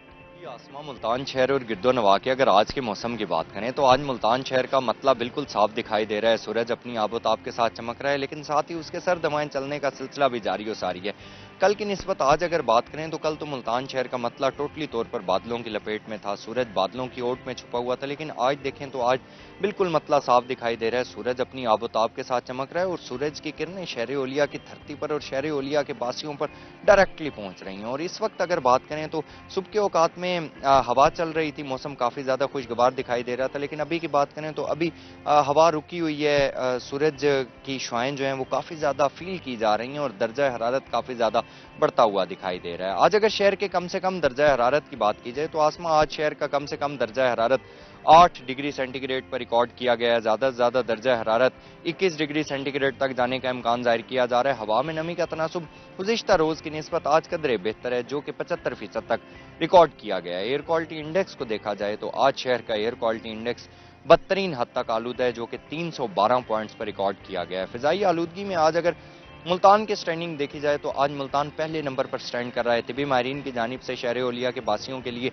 ये हिदायत जारी की जा रही हैं कि शहरी अव्वल तो बाहर निकलने से परहेज़ करें, अगर निकलना ज़रूरी है किसी काम काज के सिलसिले में तो अपने चेहरे को मास्क से ज़रूर ढांप कर रखें। स्पेशली मोटरसाइकिल सवार या पैदल जितने भी लोग हैं उनको चेहरा ढांप कर बाहर निकलने की हिदायत जारी की जा रही हैं। एस्थमेटिक पेशेंट्स जितने भी हैं, सांस के मरीज़, दमे के मरीज़ जितने भी हैं, उनके लिए भी एहतियाती तदाबीर अपनाने की हिदायत जारी की जा रही हैं। आइंदा आने वाले दिनों के हवाले से बात करें तो आसमा महकमा मौसमियात की जानिब से ये खुशखबरी जाहिर की जा रही है कि रमज़ान शरीफ का स्टार्ट जो है वो मुल्तान शहर के बासियों के लिए कदरे बेहतर होगा, क्योंकि 10 मार्च से तकरीबन 14-15 मार्च तक मुल्तान शहर में एक बारिशों का नया सिलसिला दाखिल होगा, जिसके दौरान मतला अबर आलूद रहेगा। कहीं हल्की और कहीं गरज चमक के साथ बारिश के इम्कानात जाहिर किए जा रहे हैं। तो मुल्तान शहर के बासियों के लिए रमज़ानुल मुबारक का जो स्टार्ट होगा वो काफ़ी ज़्यादा बेहतर होगा। और ये कहा जा रहा है कि रात के औकात में और सुबह सवेरे के औकात में सर्द हवाएं चलने का सिलसिला जारी रहेगा। दिन के औकात में सूरज अपनी शदीद किस्म की आंखें दिखाएगा, लेकिन दर्जा हरारत उस तरह से बढ़ता हुआ दिखाई नहीं देगा जिस तरह से गर्मियों वाला होता है। तो मॉडरेट मौसम रहने का इम्कान जाहिर किया जा रहा है और रमज़ानुल मुबारक में इस तरह का मॉडरेट मौसम जो है वो महकमा मौसमियात की जानिब से के लिए शहर ओलिया के बासियों के लिए खुशखबरी ही जाहिर कर रहा है। आइंदा 24 घंटों के दौरान अगर बात की जाए तो आइंदा 24 घंटों के दौरान मुल्तान शहर का मतला जुज़वी तौर पर अबर आलूद रहने का इम्कान है और दर्जा हरारत नुमाया हद तक बढ़ने का इम्कान जाहिर किया जा रहा है। जी बहुत शुक्रिया हसन मलिक आपका। और इसके साथ ही जिस तरह से सराइकी कल्चर की बात कर रहे हैं, अच्छा सराइकी ज़बान को भी हम देख रहे हैं कि अब एक उसकी अहमियत पर और फिर साथ साथ उसको जो एक पहचान मिली है, अब तमाम लोग भी जितनी हम जिस तरह से प्रोफेसर सराइकी के हवाले से पहले होता था लोग बहुत ज़्यादा इसमें क्या अच्छा यहाँ बोल रहे हैं तो सराइकी नहीं बोलनी, अच्छा सराइकी लोगों को उस तरीके से अहमियत भी नहीं दी जाती थी। अभी ये है कि अब आपकी जितनी सराइकी को पसंद किया जा रहा है और इस ज़बान को जितनी अहमियत मिल रही है उसको मजीद भी उजागर करने की ज़रूरत है। अच्छा जिस तरह डिपार्टमेंट्स बन चुके हुए हैं, अब इसके ऊपर रिसर्च भी हो रही है, इसके ऊपर काम भी हो रहा है, तो अच्छा जो हमारे शायर हैं माशाल्लाह से जो शोरा हजरात हैं वो भी इस पर बहुत ज़्यादा काम कर रहे हैं, सराइकी में जो है वो दोहड़े भी और इसके साथ साथ उनकी शायरी भी, गज़लें भी, तो ये खूबसूरत हमारी सकाफत को जो है वो लेकर। सराइकी ज़बान तो वैसे भी मीठी ज़बान है, हमारी मादी ज़बान। बस लोग फिर जब दूसरी ज़बानों में आते हैं तो अपनी ज़बान को भूलते हैं, लेकिन अल्हम्दुलिल्लाह हमारी ज़बान को इंटरनेशनल तौर पे मकाम मिला है। दुनिया में जितनी भी बड़ी बड़ी ज़बानें हैं उसमें भी सराइकी का शुमार हो गया है, पहले नहीं था। तो जब उसमें शुमार हो गया है तो अब हमारे खिते में भी इंशाल्लाह सराइकी शामिल है, और जब सूबा बनेगा तो मज़ीद इससे वसअत मिल जाएगी। मज़ीद स्कूलों में और कॉलेजों में भी ये पढ़ाई जाने लगी है। अब तो मास्टर लेवल के जो प्रोग्राम है वो भी सराइकी में हो गए हैं, जबकि पहले कुछ अर्से पहले तक ये सारा कुछ नहीं था। बाकी जैसे लोगों ने सुना तो लोगों ने इसे अप्रिशिएट किया, क्योंकि ये बहुत मीठी ज़बान है। अब इसमें गाने हैं या बाकी सिंगर गाते हैं तो उसमें अभी तो हमारे जो सिंगर्स हैं वो भी सराइकी गाने गा रहे होते हैं, बड़ा अच्छा लग रहा होता है, जाहिर सी बात है। अच्छा जिनकी जुबान सराइकी नहीं भी है लेकिन वो फिर भी सराइकी जो लिखे हुए गीत हैं उनको गा रहे होते हैं, और जाहिर सी बात है हर किसी का एक्सेंट जरा डिफरेंट होता है, तो हर किसी की जुबान से जिस तरह सराइकी के जिस तरह से हम कहते हैं ना ये खूबसूरत मीठी जुबान है तो वो इतनी मीठी लग रही होती है। बिल्कुल ऐसी है। तो ज़ाहिर है जी ज़बान तो मिठास होती है, इंसान की शिनाख्त होती है, और कोई भी कौम है ना वो अपनी ज़बान से पहचानी जाती है। तो अल्हम्दुलिल्लाह हम सराइकी लोग हैं तो हमारी ज़बान मुल्तानी, अब ये जो नीली अजरक है ये भी मुल्तानी कलर है, और इसे 6 मार्च का जो टाइम दिया है, वक्त दिया है, तो ये हर साल मनाई जाती है। इससे ये कि लोग जो देखते हैं दुनिया में तो उन्हें पता चलता है कि ये वाकई ये कौम है। जब ये दिन नहीं मनाए जाते थे तो पता नहीं चलता था। अब जैसे 21 फरवरी जो है मादी ज़बान का दिन है तो उसमें भी सराइकी को मनाया जाता है। अब 6 मार्च जो है ये अजरक का दिन है तो इसे भी मनाया जाता है।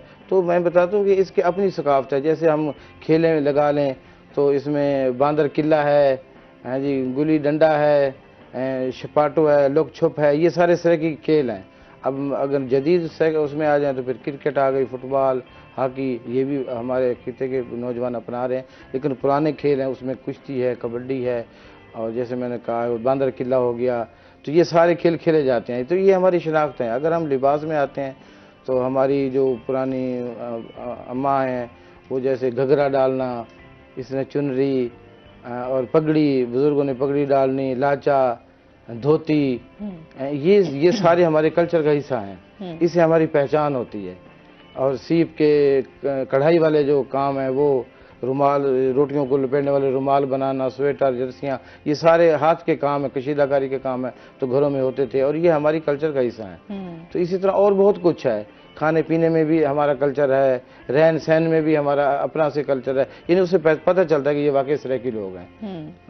अच्छा वैसे भी जिस तरह आप फूड की बात कर रहे हैं ना, यहाँ पे हमारे जो खाने हैं, जिस तरह देसी खाने जो है, साग यहीं से क्योंकि स्टार्ट हुआ कल हमारे उसमें अगर स्वांजना है, फिर चावलों की रोटी है, अच्छा फिर इसके साथ साथ खैर बाजरा की रोटी तो हर जगह ही आपको जो है मुयसर हो जाती है, मिल भी जाती है इजीली। इसमें और बहुत सारे हमारे देसी खाने हैं, जैसे यहाँ पर अभी हमारे अभी खैर खानों को बहुत ज्यादा यहाँ पर देख रहे हैं कि जो बहुत पुराने जो है इस पे काम कर रहे थे, यहाँ पे जैसे डोली रोटी जो है वो बहुत ज्यादा मशहूर है। और इसके साथ हाँ बहुत सारे खाने हैं, लेकिन कुछ याद रह जाएंगे, कुछ मेरे ख्याल में मुझे याद नहीं रहेंगे।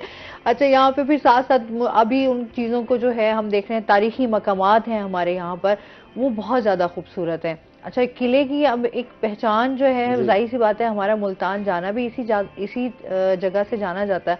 तो हम मज़ारात की बात करें तो बहुत सूफिया इकराम के हवाले से बात करें, उनकी तालीमात, उनका यहाँ पर रहना, तो ये तमाम चीज़ें हम डिस्कस करेंगे। नाज़रीन अभी हमने जाना ब्रेक पे, हमारे साथ रहिएगा।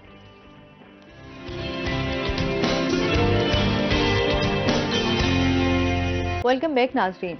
अच्छा जी, जिस तरह से हम बात कर रहे थे कि यहाँ के हमारे जो मकामात हैं उनको जो है वो बेहतर करने की बड़ी ज़रूरत है। अच्छा, क्योंकि वो भी हमारे कल्चर का हिस्सा ही हैं, वो हमारे कल्चर जो है वो नुमायाँ हैसियत रखते हैं।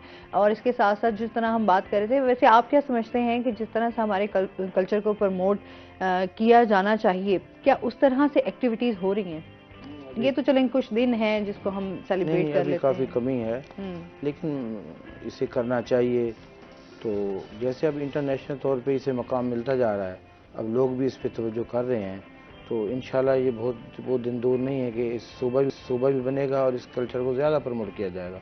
जैसे मैं बता रहा था कि जब से हमारे खाने हैं मिट्टी के बर्तन में बनाए जाते हैं, पहले ये चीज़ें नहीं थी। अब होटलों पे भी लिखा हुआ है कि आपको जो है ना हांडी का खाना मिलेगा, चाहे वो पतीले में बनाए जिसमें बनाए, लेकिन हांडी में पेश करते हैं, मिट्टी की हांडी में। उसकी खुशबू अपनी है, लकड़ियों से खाना तैयार करना उसकी अपनी खुशबू है। तो लोग अब वापस अपनी तारीख की तरफ, अपनी सकाफत की तरफ आ रहे हैं, और तारीख हमेशा अपने आप को दोहराती है। जिसको जितना भी पस पर्दा करें, लेकिन जो हकीकत है वो अच्छी होती है, वो सामने आ जाती है। इस तरह हमारी सराइकी की जो हकीकत है, चूँकि ओरिजिनल चीज़ है, इसमें कोई बनावट तो है नहीं, इसलिए वापस आ रही है। और हमारे जो सूफिया कराम है उनका बड़ा इसमें अमल है, उन्होंने बड़ी इसको प्रमोट किया। वैसे तो हमारे बहु सुल्तान साहब, हज़रत बहु सुल्तान रहमतुल्लाह अलैह, उनकी काफ़ियाँ, उनकी जो आरफाना कलाम हैं जो उन्होंने लिखे हैं, वो पूरा ही सराइकी खित्ते की तर्जमानी करते हैं। इसी तरह हज़रत सखी सरवर साहब हो गए, इसी तरह ख्वाजा शाह सुलेमान तौसा वाले हो गए, ख़ास तौर पर ख्वाजा गुलाम फरीद साहब ने जो काफ़ियाँ लिखी हैं, पठाने खान ने बड़े अच्छे तरीके से गाई हैं। कोटे दुखे थे, जैसे चिड़ा इंछड़िंदा यार, और दूसरी है मेरा यार भी तू। तो ये सारे अल्लाह ताला की मार्फत है, अल्लाह ताला से मिलवाते हैं। तो उन्होंने इस सराइकी खित्ते को प्रमोट किया और इसकी शनाख्त करवाई उन बुज़ुर्गों ने। अब तक उनके दरबारों पे उर्स होते हैं, कवालियाँ होती हैं और इसाले सवाब की महफिलें होती हैं। तो ये उन्होंने जितना काम किया है, तो हम उनके काम को भूले नहीं हैं। तो मैं समझता हूँ कि हम अपनी कौम को और हम अपने कल्चर को कभी ना भूलें, और जिंदा कौमें कभी अपने कल्चर को भूला भी नहीं करती, जिन्होंने जिंदा रहना दुनिया में। और हम जिंदा कौम है, तो हमने अपने कल्चर को नहीं भुलाना, इसको हर साल मनाना है, और ऐसा ऐसा इंशाल्लाह जैसे सूबा बनेगा तो इसकी पूरी वर्थ बन जाएगी। अच्छा, इसके साथ साथ जिस तरह हर जुबान का अपना एक कल्चर है, यहाँ पर पंजाबी हैं तो जाहिर सी बात है पंजाबियों का अपना एक रिच कल्चर है, जिसको वो जो है उनके भी शादी ब्याह, उनके भी रस्म रिवाज, उनकी भी तमाम चीज़ें जो हैं वो नुमायाँ हैं। फिर अच्छा बलोच हैं तो उनका अपना एक अलग तरीक़ेकार है, सिंधी हैं तो उनका अपना कल्चर है। इसी तरह से जो है हम देखते हैं कि तमाम जितने भी स्पेशली अगर हम मुल्तान की बात करें तो हर ज़बान के लोग यहाँ पर मौजूद हैं। अच्छा, वो ये नहीं होता कि जब उनका एक दिन खास मनाया जाए तो उसमें हम लोग शरीक ना हो। इसमें ये कि ये बड़ी अच्छी बात है कि तमाम लोग जो है वो उसमें शामिल होते हैं, अपनी उस खुशी को सेलिब्रेट करते हैं और बढ़ चढ़ कर हिस्सा लेते हैं। ये एक अच्छी चीज़ जो मुझे हमेशा से जो है वो अच्छी लगती है, और मुल्तान की खासियत है। ये मुल्तान में जितने भी लोग हैं, मैं समझता हूँ ये इर्द गिर्द के जितने अजला हैं वहाँ से आए हुए लोग हैं। डीजी खां से बहुत ज़्यादा लोग हैं, तौसा से बहुत ज़्यादा लोग हैं, इसी तरह लिया, भक्खर, मियाँ वाली। अच्छा, इतने ड्रेसेस खूबसूरत होते हैं। आप खैबर पख्तूनख्वा में उसमें जो देखें तो उनका अपना एक कल्चर है, तो उनके जो ड्रेसेस हैं, उनका जो अपना एक डांस है वो बड़ा खूबसूरत होता है। इसी तरीके से जो है बलूचिस्तान में जाएं, जी बिल्कुल, वहाँ पर जाएं, बलूचिस्तान वहाँ पर अपना एक डिफरेंट है। अच्छा, थोड़ा बहुत मिलता जुल रहा होता है कि ये नहीं है बिल्कुल हम बिल्कुल अलग, क्योंकि जाहिर सी बात है पाकिस्तान है, यहाँ पे हर तरह की जुबान बोली जाती है, तो लोग भी अपने उसी मुताबिक रस्म रिवाज को लेकर चल रहे होते हैं, अपनी सकाफत को लेकर चल रहे होते हैं, तो वो को रिप्रेजेंट कर रहे होते हैं कि हम लोगों की जो सकाफत है, हम किस तरीके से जो है चल रहे हैं, अपने बच्चों को क्या हम तालीम दे रहे हैं, तरबियत उनकी कर रहे हैं। तो ये तमाम चीज़ें, जिस तरह हम लोग अभी भी बहुत सारी ऐसी चीज़ें हैं जो बाहर के ममालिक से हम लोग जो है ना उनकी चीज़ों को अडॉप्ट कर रहे हैं, और अपने कल्चर को जो है हम भूलते जा रहे हैं। अच्छा, ये चीज़ ज़्यादा अलार्मिंग सिचुएशन है कि हम लोग अपने कल्चर को भूल के और दूसरों के कल्चर को अपनाना शुरू कर दें। मैं समझता हूँ बड़ी अच्छी बात है कि जैसे जैसे अवेयरनेस ज़्यादा हुई है, जो लोग भूल रहे थे वो वापस आ रहे हैं, आप अपने कल्चर को प्रमोट कर रहे हैं। जिन्होंने अपने कल्चर को छोड़ दिया था, असल में ना गुर्बत इतनी है, जब लोग जिस चीज़ रोज़गार जहाँ मिलता है ना, जैसे अगर आज कोई ऐलान हो जाए कि चाइना ने कोई इंडस्ट्री लगाई है और सारे लोग चाइना ज़बान बोलेंगे तो सारे चाइना सीख लेते हैं। ये भी हमारे सकाफ़त और हमारे इस जनूबी पंजाब का खासा है कि जो भी चीज़ अपनाना चाहें फ़ौरन अपना लेते हैं, यानी ज़बान सीख लेंगे। आप इंग्लिश ज़बान जितनी भी टफ है, लेकिन अगर कोई यहाँ फैक्ट्रियाँ लग जाएँ और ये वहाँ कहें कि इंग्लिश सीखना और इंग्लिश बोलना ज़रूरी है, तो सारे लोग इंग्लिश बोलना लग जाएंगे और सीख भी लेंगे। ये पक्की बात है, लेकिन मजबूरियाँ होती हैं। बाकी जो कल्चर होता है वो कभी भूला नहीं करते, वक्ती तौर पे लोग अडाप्ट करते हैं अपने रोज़गार के लिए। महंगाई इतनी है आपके सामने, देखें कि लोग लाइनों में लगे हुए हैं, आटे का बहरान है, कभी कुछ। इस वजह से हम समझते हैं कि हमारा कल्चर लोग भूल गए। भूलते नहीं हैं, सबको कल्चर अपना याद होता है, बस वो मजबूरियाँ हैं। कहते हैं ना शाकिर, बस नाल निखरदा कोई नहीं, मजबूरियाँ निखरेंदियां हैं, ऐसा ही है मतलब है। तो अल्लाह खैर करे, हमारा कल्चर, हम तो बिल्कुल इसके साथ हैं और हम कल्चर को उजागर करेंगे। और स्कूलों में भी मैं 10 देता हूँ बच्चों को कि देखें जी, एक क्लास है ना, उसमें अगर 30 बच्चे हैं ना, तो मैडम जी बताएं कि 20-25 बच्चे हमारे सरेकी बैठे होते हैं। 4 से 5 बच्चे जो हैं तो वो दूसरी ज़बान के होते हैं, जिसमें पंजाबी हो गया, उर्दू ज़बान हो गई। अदरवाइज़ ज़्यादा, चूँकि सरेकी इलाका है तो सरेकी बच्चे ज़्यादा होते हैं। तो फिर वो जो 2, 4, 5, 10 बच्चे होते हैं वो भी हमारे कल्चर को ही अपनाते हैं अल्हम्दुलिल्लाह। तो इससे प्रमोट होता है कल्चर, स्कूलों की हद तक, कॉलेजों की हद तक। आज का दिन तो बहुत प्रमोट हो रहा है, बहुत मनाया जा रहा है। पूरी दुनिया देख रही है कि इस तरह की अजक डे बनाया जा रहा है। अच्छा, जाहिर सी बात है, यहाँ पे जिस तरह हम ब्लू पोट्री की बात करते हैं, जिस तरह मैं बात करी थी आर्ट के हवाले से कि मुल्तान में जिस तरह से ब्लू पोट्री के ऊपर काम किया गया, आज भी दुनिया भर में उसको पसंद किया जाता है। और यहाँ पर जितने भी नक्काश हैं वो भी बहुत खूबसूरती से अपना काम सर अंजाम दे रहे हैं। लेकिन ये चीज़ें जो है ना, क्योंकि अक्सर वो हमारे शोज़ में भी अब्दुल रहमान साहब आते होते हैं, तो हम इस पे बात भी करते होते हैं कि हमारे बच्चों को आर्ट के हवाले से जो यहाँ पर जो काम काशीगरी की जाती थी, वो सिर्फ मेरे ख्याल में जो लोग अपने बुजुर्ग जो उनके थे वो उनको दे गए, वो उन्हीं तक महदूद होगी। आगे अब बच्चों में वो चीज़ नजर नहीं आ रही, क्योंकि उन बच्चों में ये होता है कि वो कहते हैं कि हम हर किसी के अपने डिफरेंट प्लान्स हैं, डिफरेंट गोल्स हैं। जाहिर सी बात है, कुछ लोगों को लगता है कि शायद ये उनके रोज़गार के लिए उस तरीके से मौसर साबित नहीं हो सकता और ये हमें उस तरीके से अर्निंग जो है हमें नहीं हो सकती, तो लोग इस तरफ नहीं जा रहे हैं। तो ये आर्ट बड़ा कम होता जा रहा है। अच्छा, यहाँ से स्पेशली लोगों को, यहाँ के हमारे जो काम हुनरमंद हैं उनको बुलाया जाता था दूसरे ममालिक में कि वो वहाँ आकर अपना काम करें, दूसरे शहरों में आकर। जिस तरह यहाँ पर हमारे मज़ारात हैं, आप उनको देखें कितनी खूबसूरती से उसके ऊपर काम हुआ हुआ है। हाँ जी, बिल्कुल ऐसे ही है। तो वो यहाँ से बुलवाए जाते थे स्पेशली कि वो आके वहाँ पे काम करें। तो अब जाहिर सी बात है, जब लोग मौजूद नहीं होंगे उस तरीके से, तो लोगों के लिए ये बड़े हो जाएगा कि आपके वो जो काम है वो खत्म होता जाएगा। बिल्कुल मुकम्मल तौर पे अगर वो अपने बच्चों में उस तरीके से डिलीवर कर नहीं कर पाते। होता था। हाँ, मुल्तानी कुस्सा कितना यहाँ पे हमारे हवाले से भी जो है कि हम स्पेशली अच्छा क्या होता है या सौगातें क्या है यहाँ पे मुल्तान के हवाले से जी, सोन हलवा जो है वो बहुत ज्यादा हमारे यहाँ पर मशहूर है। फिर मुल्तान के आम है। तो मतलब कल्चर की साथ साथ ये चीजें भी जो है वो बड़ी मैटर कर रही होती है आपकी, किसी भी मुल्क की शिनाख्त, आपकी ड्रेसिंग, आपका लिबास जो है वो आपका बताता है कि आप कहाँ से बिलोंग रखते हैं। तो मैं बता रहा हूँ, जैसे जूती हो गई, कुस्सा जूता, कनाली जूती, मट्टी के बर्तन, काशागरी, ये सारे काम ख़त्म होते जा रहे हैं। लोग इनसे निकलते, मैं समझता हूँ जिद्दत है, इंसान फितरी तौर पे जिद्दत चाहता है, तब्दीली चाहता है, लेकिन उस तब्दीली के साथ साथ अपने कल्चर को तो नहीं भूलना। उस कल्चर में जिद्दत पैदा करनी है, उसमें नई नई चीज़ें जैसे ये हड़प्पा या मोंजोडारो या ये साहिवाल में हड़प्पा, उसमें सारी चीज़ें जो मिली हैं, जब गारों को देखा गया ना तो गारों में भी कशीदाकारी देखी गई कि इंसान फितरी तौर पे खूबसूरत चीज़ों को पसंद करता है। उसमें बूटे फूल बनाना उस वक्त से बनाते आ रहे हैं लोग, मट्टी से बनाते थे, ये किसी न किसी चीज़ से लिख देते थे, बना छापते थे।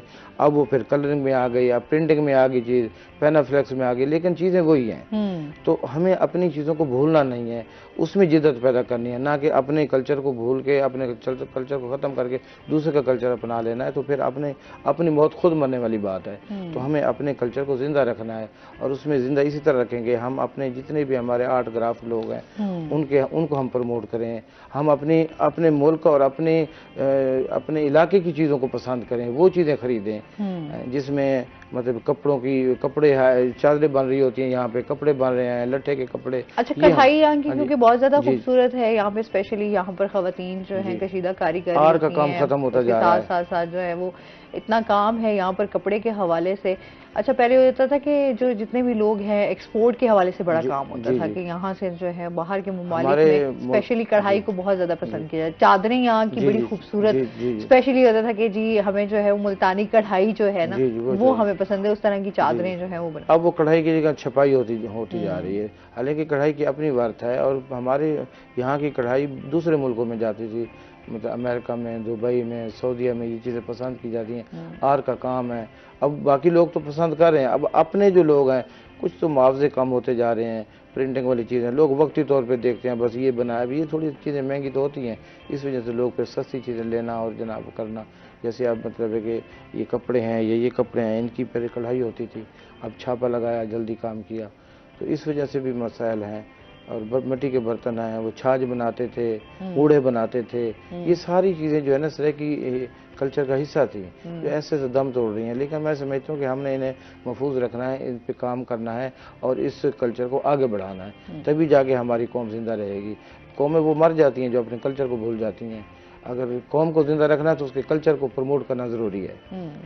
अच्छा, फिर उसके साथ साथ पेरेंट्स की भी हवाले से बात करेंगे कि पेरेंट्स भी जब इस तरह की एक्टिविटीज़ में अपने बच्चों को लेकर आएंगे, इस तरह के जो इवेंट्स हो रहे होते हैं तो उसमें बच्चों के लिए बड़ा अच्छा हो जाता है कि बच्चों को नई नई चीज़ें देखने को मिल रही होती हैं, जानने को बहुत कुछ मिल रहा होता है, तो अवेयरनेस जो है ना वो बड़ी ज़रूरी है। बच्चों की जाहिर सी बात है, बच्चे जो देखते हैं उसी को फॉलो करते हैं, तो जो चीज़ उनको देखने में तो वो उसको याद भी रखते हैं। अच्छा, हमारे घरों में अभी भी वो जैसे चरखे का एक होता था ना बच्चों के लिए स्पेशली, हम उनके खिलौनों में देखते थे चरखा है, आपने इसके साथ जो है मुंधानी जो है वो हम देखते थे जिससे मक्खन जो है। अब तो खैर जाहिर सी बात है टेक्नोलॉजी एडवांस होती जा रही है तो ये चीज़ें भी जो है ना वो एडवांस हो रही हैं, लेकिन ये चीज़ें कहीं ना कहीं वो इसी तरीके से जो है वो महफूज की जा रही थी खिलौनों की सूरत में, कि लोगों को पता चले कि जी क्या क्या चीज़ें जो है हमारे आबाओ अजदाद ने जो है वो इस्तेमाल की। अच्छा, ज़िंदगी क्योंकि पहले बहुत ज़्यादा इस तरह से मुश्किलात भी थी, लेकिन बड़ा एक सुकून होता था, बड़ा एक प्यार मोहब्बत, एक दूसरे के साथ रवादारी, इन चीज़ों का बहुत ज़्यादा ख्याल किया जाता था। जिससे मैंने आप सुबह भी आज इस बात पे बात की कि एहसास जो है ना ये बहुत बड़ी चीज़ है।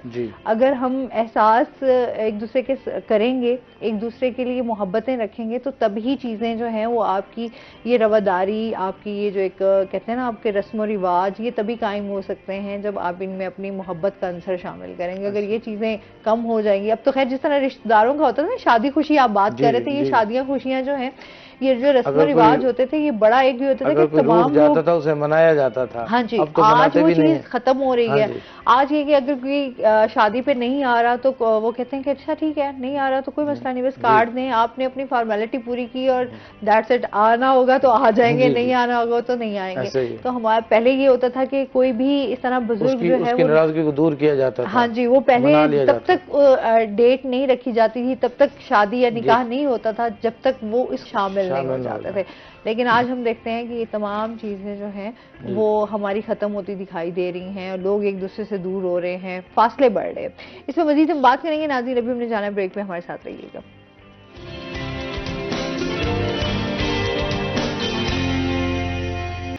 वेलकम बैक नाज़रीन।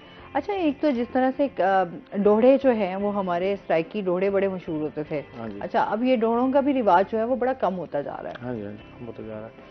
असल में जब पहले शादियाँ होती थी, हमारे बुजुर्ग कहते हैं कि स्पीकर वालों को पहले बुला लिया जाता था, वो गाँव के किसी दरख्त के ऊपर स्पीकर बांध लेता और नीचे बैठ जाता चारपाई रख के, और केस्टें और वो गाने लगाता, जो जाता अपनी पसंद का गाना लगवाता।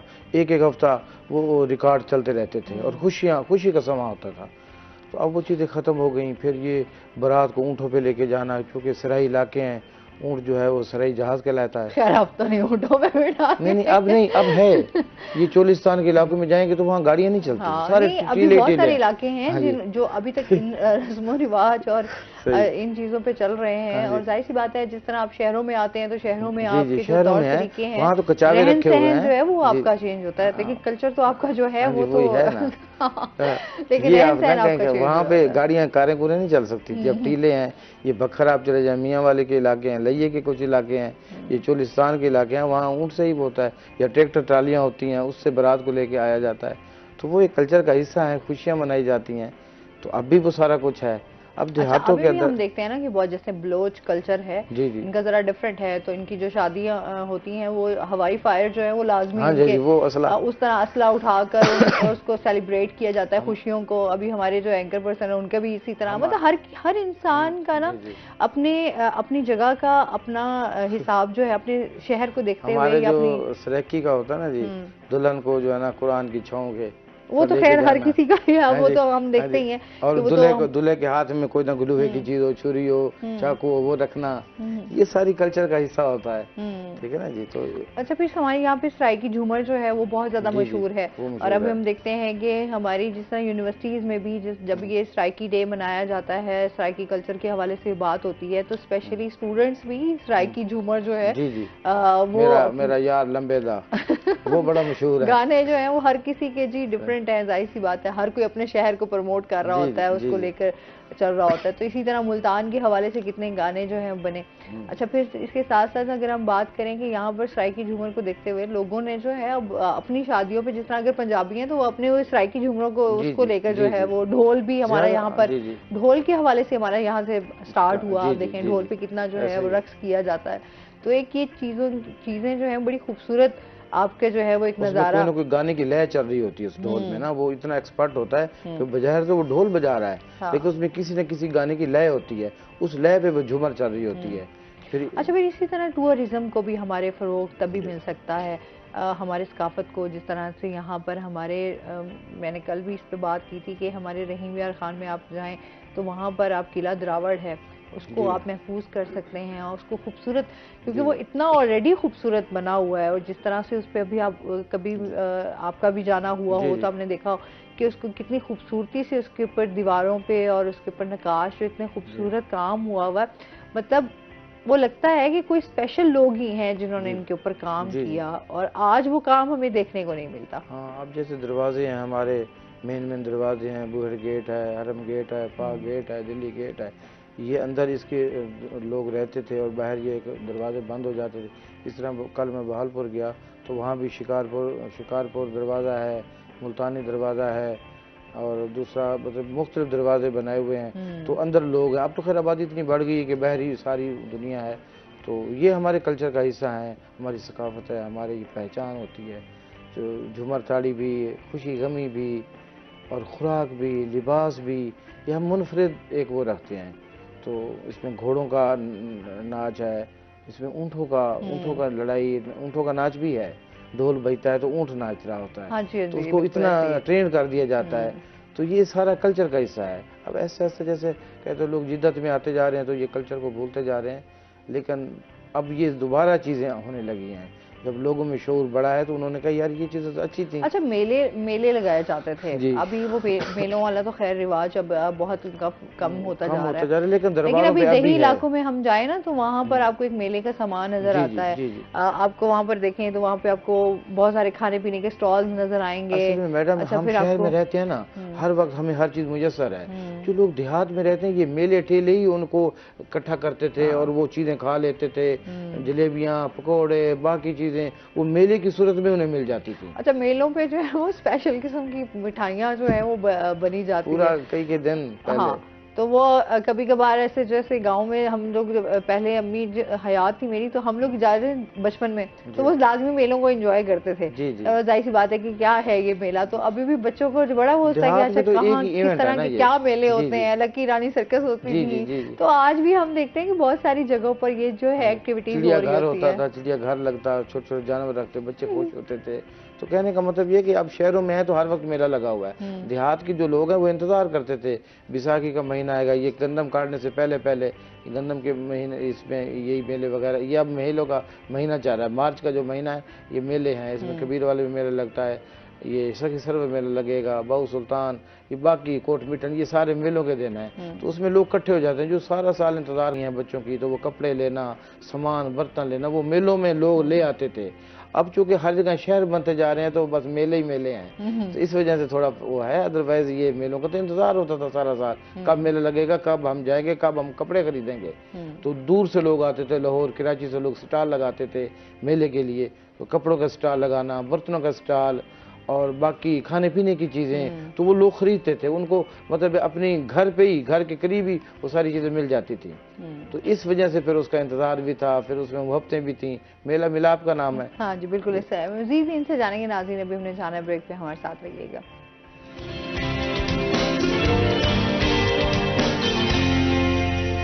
वेलकम बैक नाजरीन, रोही एट 10 में एक बार फिर से आपको खुश आमदीद कहते हैं। और ब्रेक के बाद हमारे साथ कॉल पे नहीं है, अच्छा जी, कॉल पे तो बात करते हैं, लेकिन इसके साथ साथ जो है हम जिस तरह से स्ट्राइकी कल्चर डे के हवाले से जो है वो बात कर रहे हैं, उसके साथ साथ हम बात करेंगे कि किस तरह से हम आपस में वो मोहब्बतें, वो ताल्लुक, वो एहसास और वो चीज़ें, तमाम चीज़ें जो हैं हम किस तरह लेकर चल सकते हैं। प्रोफेसर क्या मैसेज देना चाहेंगे? हमारे बहुत सारे व्यूवर्स जो हैं वो आपको देख भी रहे होंगे। जाहिर सी बात है हमारी एक कोशिश होती है कि हम इस प्लेटफॉर्म से एक अच्छा मैसेज जो है वो लाजमी अपने नाज़रीन तक पहुंचा सकें, कोई अच्छी बात, ताकि ये जो तमाम चीज़ें ना, वो कहते हैं हर इंसान को अपना रोल जो है वो लाजमी पेश करना चाहिए। और उसमें ये कि आप ये मत सोचिए कि शायद आपके कहने से कोई फ़र्क पड़ेगा या नहीं पड़ेगा अगले की ज़िंदगी में कुछ, लेकिन ये कि आप अपने हिस्से की शमा तो जला रहे हैं ना, आप अपने हिस्से का दिया जला रहे हैं, तो वो कहते हैं ना कतरा कतरा बन के जो है वो समंदर बनता है। तो आप अपने हिस्से की जो चीज़ें हैं वो लाजमी जो है वो शामिल करें। अच्छा जी, इसके साथ हमारे साथ लाइन पर मौजूद हैं डॉक्टर मुजाहिद हुसैन लाशारी साहब। अस्सलाम वालेकुम। वालेकुम सलाम। कैसे हैं आप? ठीक हैं? मैं ठीक, अल्लाह का शुक्र है। माशाल्लाह जी। अच्छा डॉक्टर साहब से आज हम बात करेंगे शुगर और ब्लड प्रेशर के, क्योंकि आजकल हम देख रहे हैं कि हमारे यहाँ जो है ब्लड प्रेशर का मसला दिन ब दिन बढ़ता जा रहा है। क्या कहना चाहेंगे डॉक्टर साहब? ब्लड प्रेशर जो है वो दिन ब दिन हम देख रहे हैं हमारे स्पेशली अब नौजवानों में जो है ब्लड प्रेशर की बीमारी जो है वो बहुत आम हो गई है। इसकी मेन रीजन ये है कि ब्लड प्रेशर का मतलब कि जब भी आपके खून की नालियों में प्रेशर ज्यादा होगा तो उसकी वजह से ब्लड प्रेशर ज्यादा होगा। तो इसका ये है कि आजकल जैसे हमारा लाइफस्टाइल बहुत चेंज हो चुका है। हमारे नौजवान लोग, बच्चे, आपको पता है कि एक्सरसाइज बिल्कुल नहीं करते, जितना हो सके फैटी चीजें खाती है, इसके अलावा नमक वाली चीजें, जिसकी वजह से ये बहुत ज्यादा मसला हो रहा है। उसके अलावा ये एक, अगर फैमिली में कोई आपके वालिदा को है तो उसकी वजह से आपके जो बच्चे हैं उनमें भी ये चीज बहुत आम पाई जाती है। अच्छा, इसके साथ साथ हम, क्योंकि अब देखें ब्लड प्रेशर है या शुगर है, शुगर भी बहुत आम सी बीमारी, अब एक तो जाहिर सी बात है एक साइलेंट किलर मैं इसको बोलती हूँ, तमाम बीमारियों की जड़ भी यही है। शुगर को और ब्लड प्रेशर का आपस में क्या ताल्लुक है?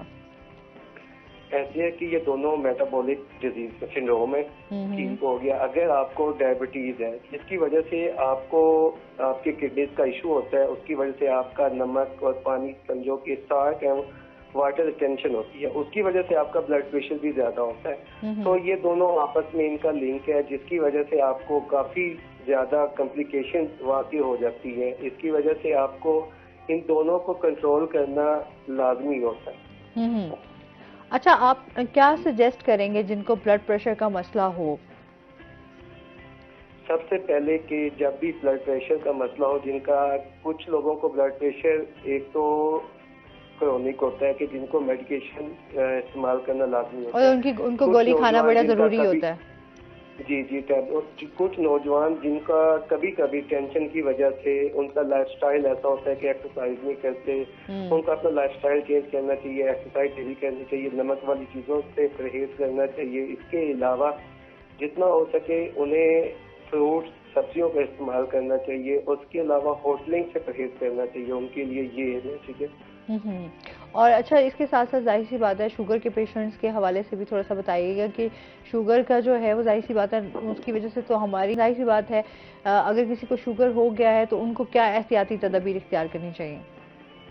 सबसे पहले कि शुगर अगर आपको हो गया है, उसमें सबसे पहले शुगर का पता कैसे चलेगा? उसमें 3 चीजें होती हैं कि आपको प्यास बहुत ज्यादा लगती है, आपको यूरिन बहुत ज्यादा आता है, या उसके अलावा भूख ज्यादा लगती है। जब आपको ये पता चल जाए कि मुझे शुगर है, उसके लिए आपको उसकी कंट्रोल करना लाजमी होता है। जैसे मैंने कहा था कि शुगर, ब्लड प्रेशर एक दो ऐसी डिजीजेज है कि इनको हम खत्म नहीं कर सकते लेकिन कंट्रोल कर सकते हैं। अगर ये कंट्रोल रहेंगे तो हम कॉम्प्लिकेशन से बच सकते हैं। जब ये अनकंट्रोल्ड होंगे तो इसकी वजह से इतनी ज्यादा कॉम्प्लिकेशन होती हैं कि आपके हार्ट डिजीजेज, किडनी डिजीजेज, सारी डिजीजेज इसकी वजह से होती हैं।